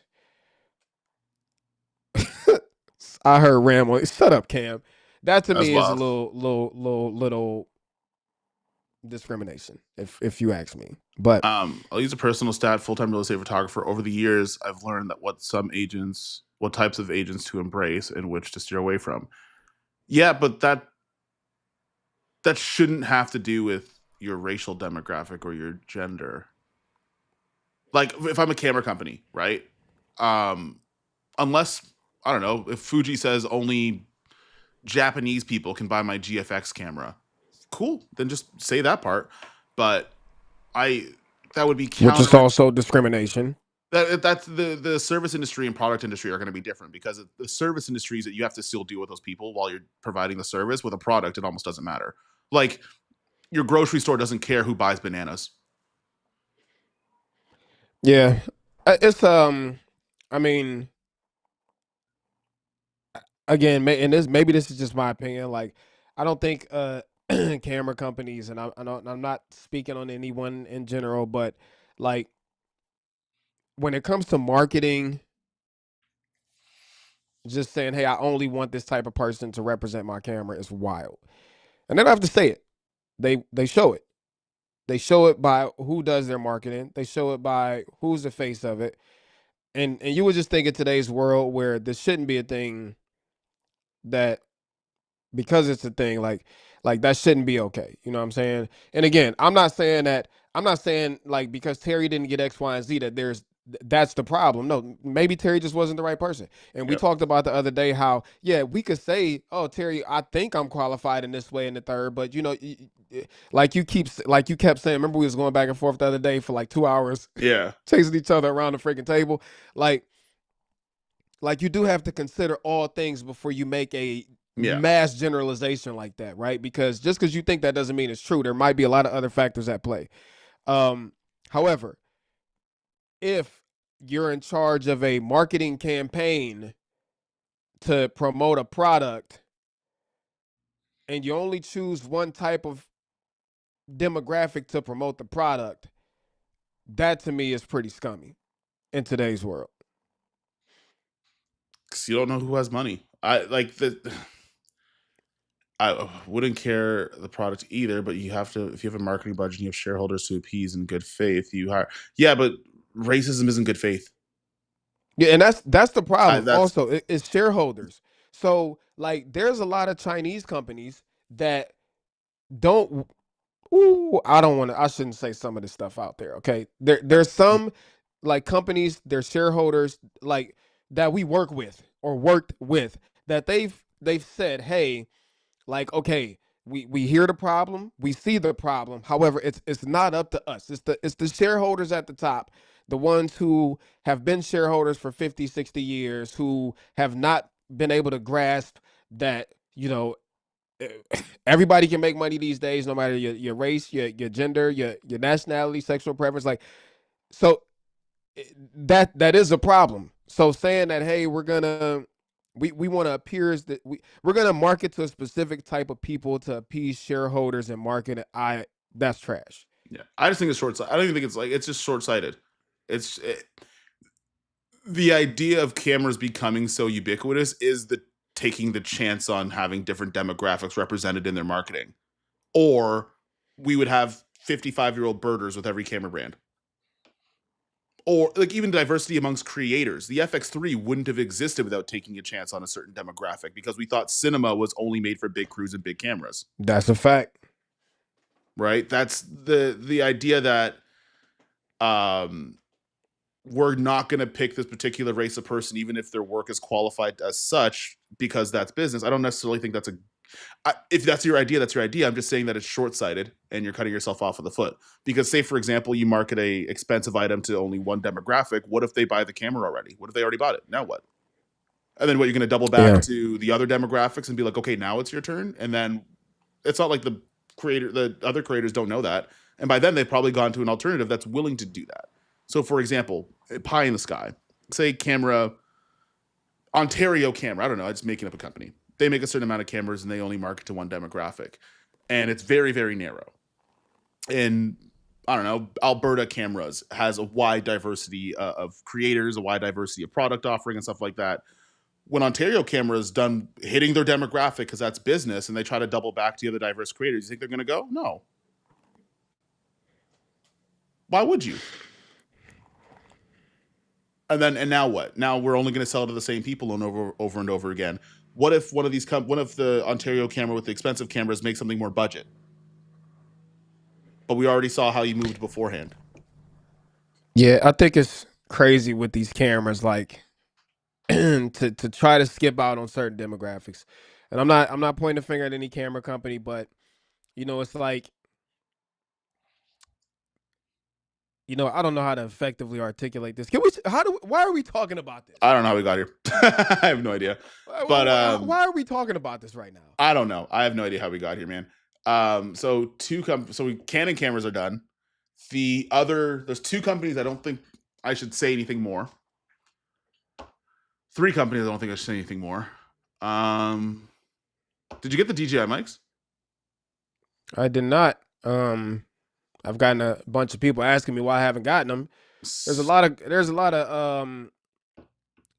crap going on with DJI when it comes to imports. So you ain't gonna be seeing a whole lot of maybe 1, 2, or 3 US creators got DJI mics or the Osmo 360, but I do have to realize that the ones who did get it are like huge creators, so it makes sense that, hey, if they can only get 3 into the United States, that they should probably go to the 3 that are going to get them the most exposure. Like, business is business, you know what I'm saying? So I'm not mad at that, but it's highly unlikely moving forward until this DJI situation is ironed out, that they won't admit publicly, but we know it is. Yeah.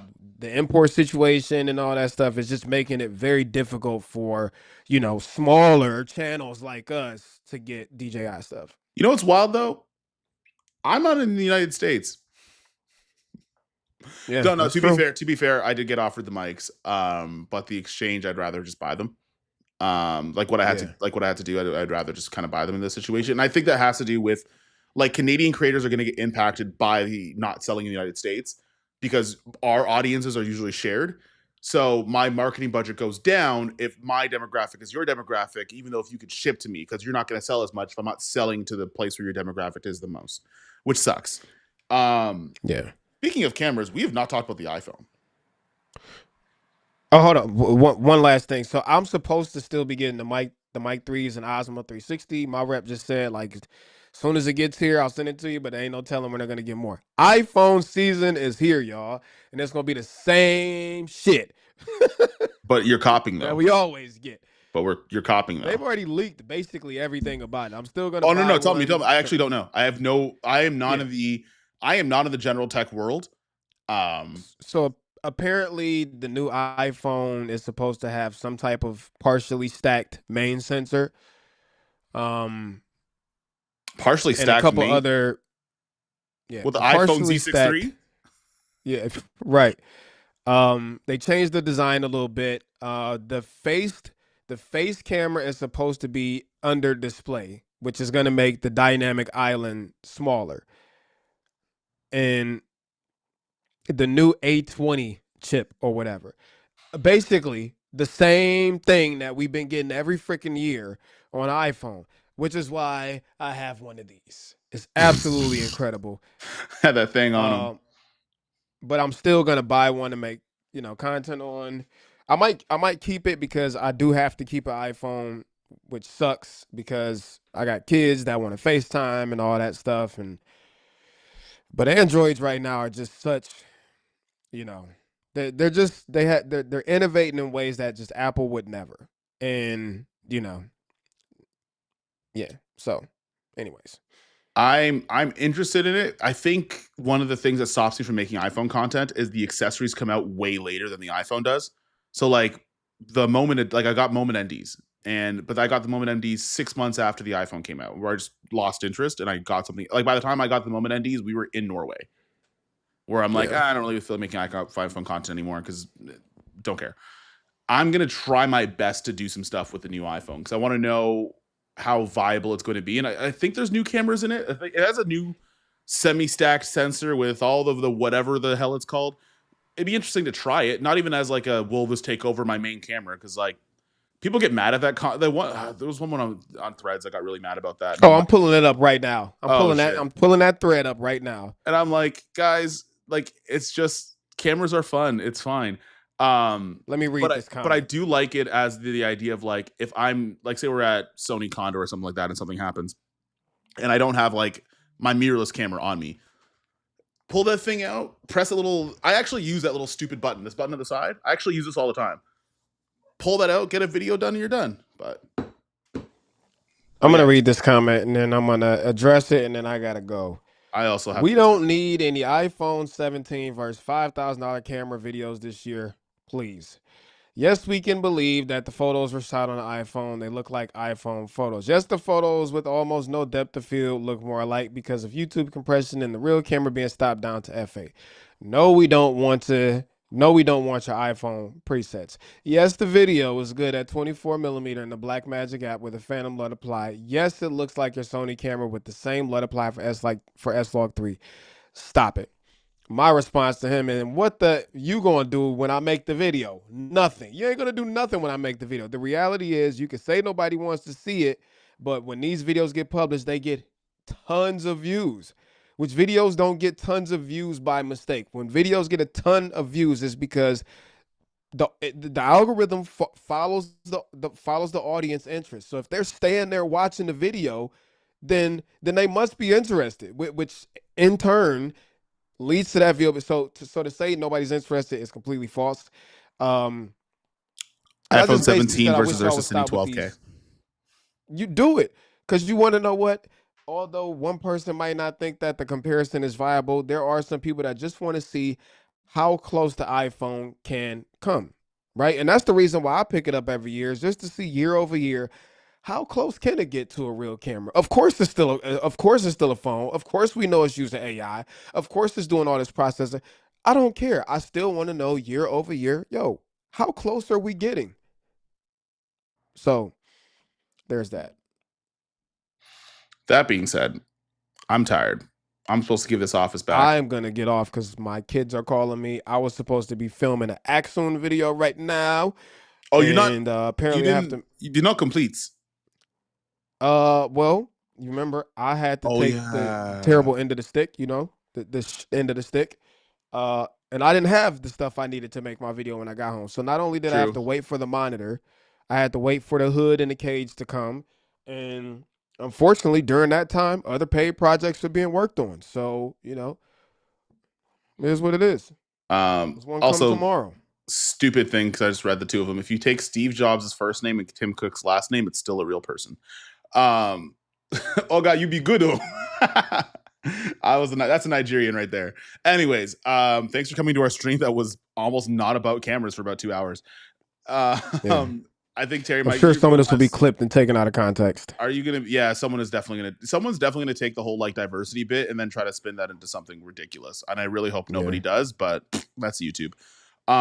So if anybody does do that in this chat, shame on you. And if anybody does see somebody do that, you tell them what's what. You let them know. I think it was a healthy conversation. I don't think there was any, you know, any wrong things. I'm worried about the replay. I ain't worried about this. I'm worried about I'm worried about those people on the replay that got time on their hands. But next stream, I'm going to show you guys. It's the difficult conversation, and difficult conversations are never easy to have. Yeah, fair enough. Don't worry, guys. I'll clip it. Cam's gonna clip it and save it for some other reasons, but you know what? We'll talk about that off screen in the group chat. All right, Terry, are you going live? Like not today. I just mean probably tomorrow or something like that. Tomorrow. All right. I will. I'll be live tomorrow talking about some stupid stuff. Hey, we do it all the time, and we make some money from it too. Anyways, all right. Stay moisturized and monetized. Hey, hold on 1 second. I gotta ask one more thing for real. Terry does that every goddamn time.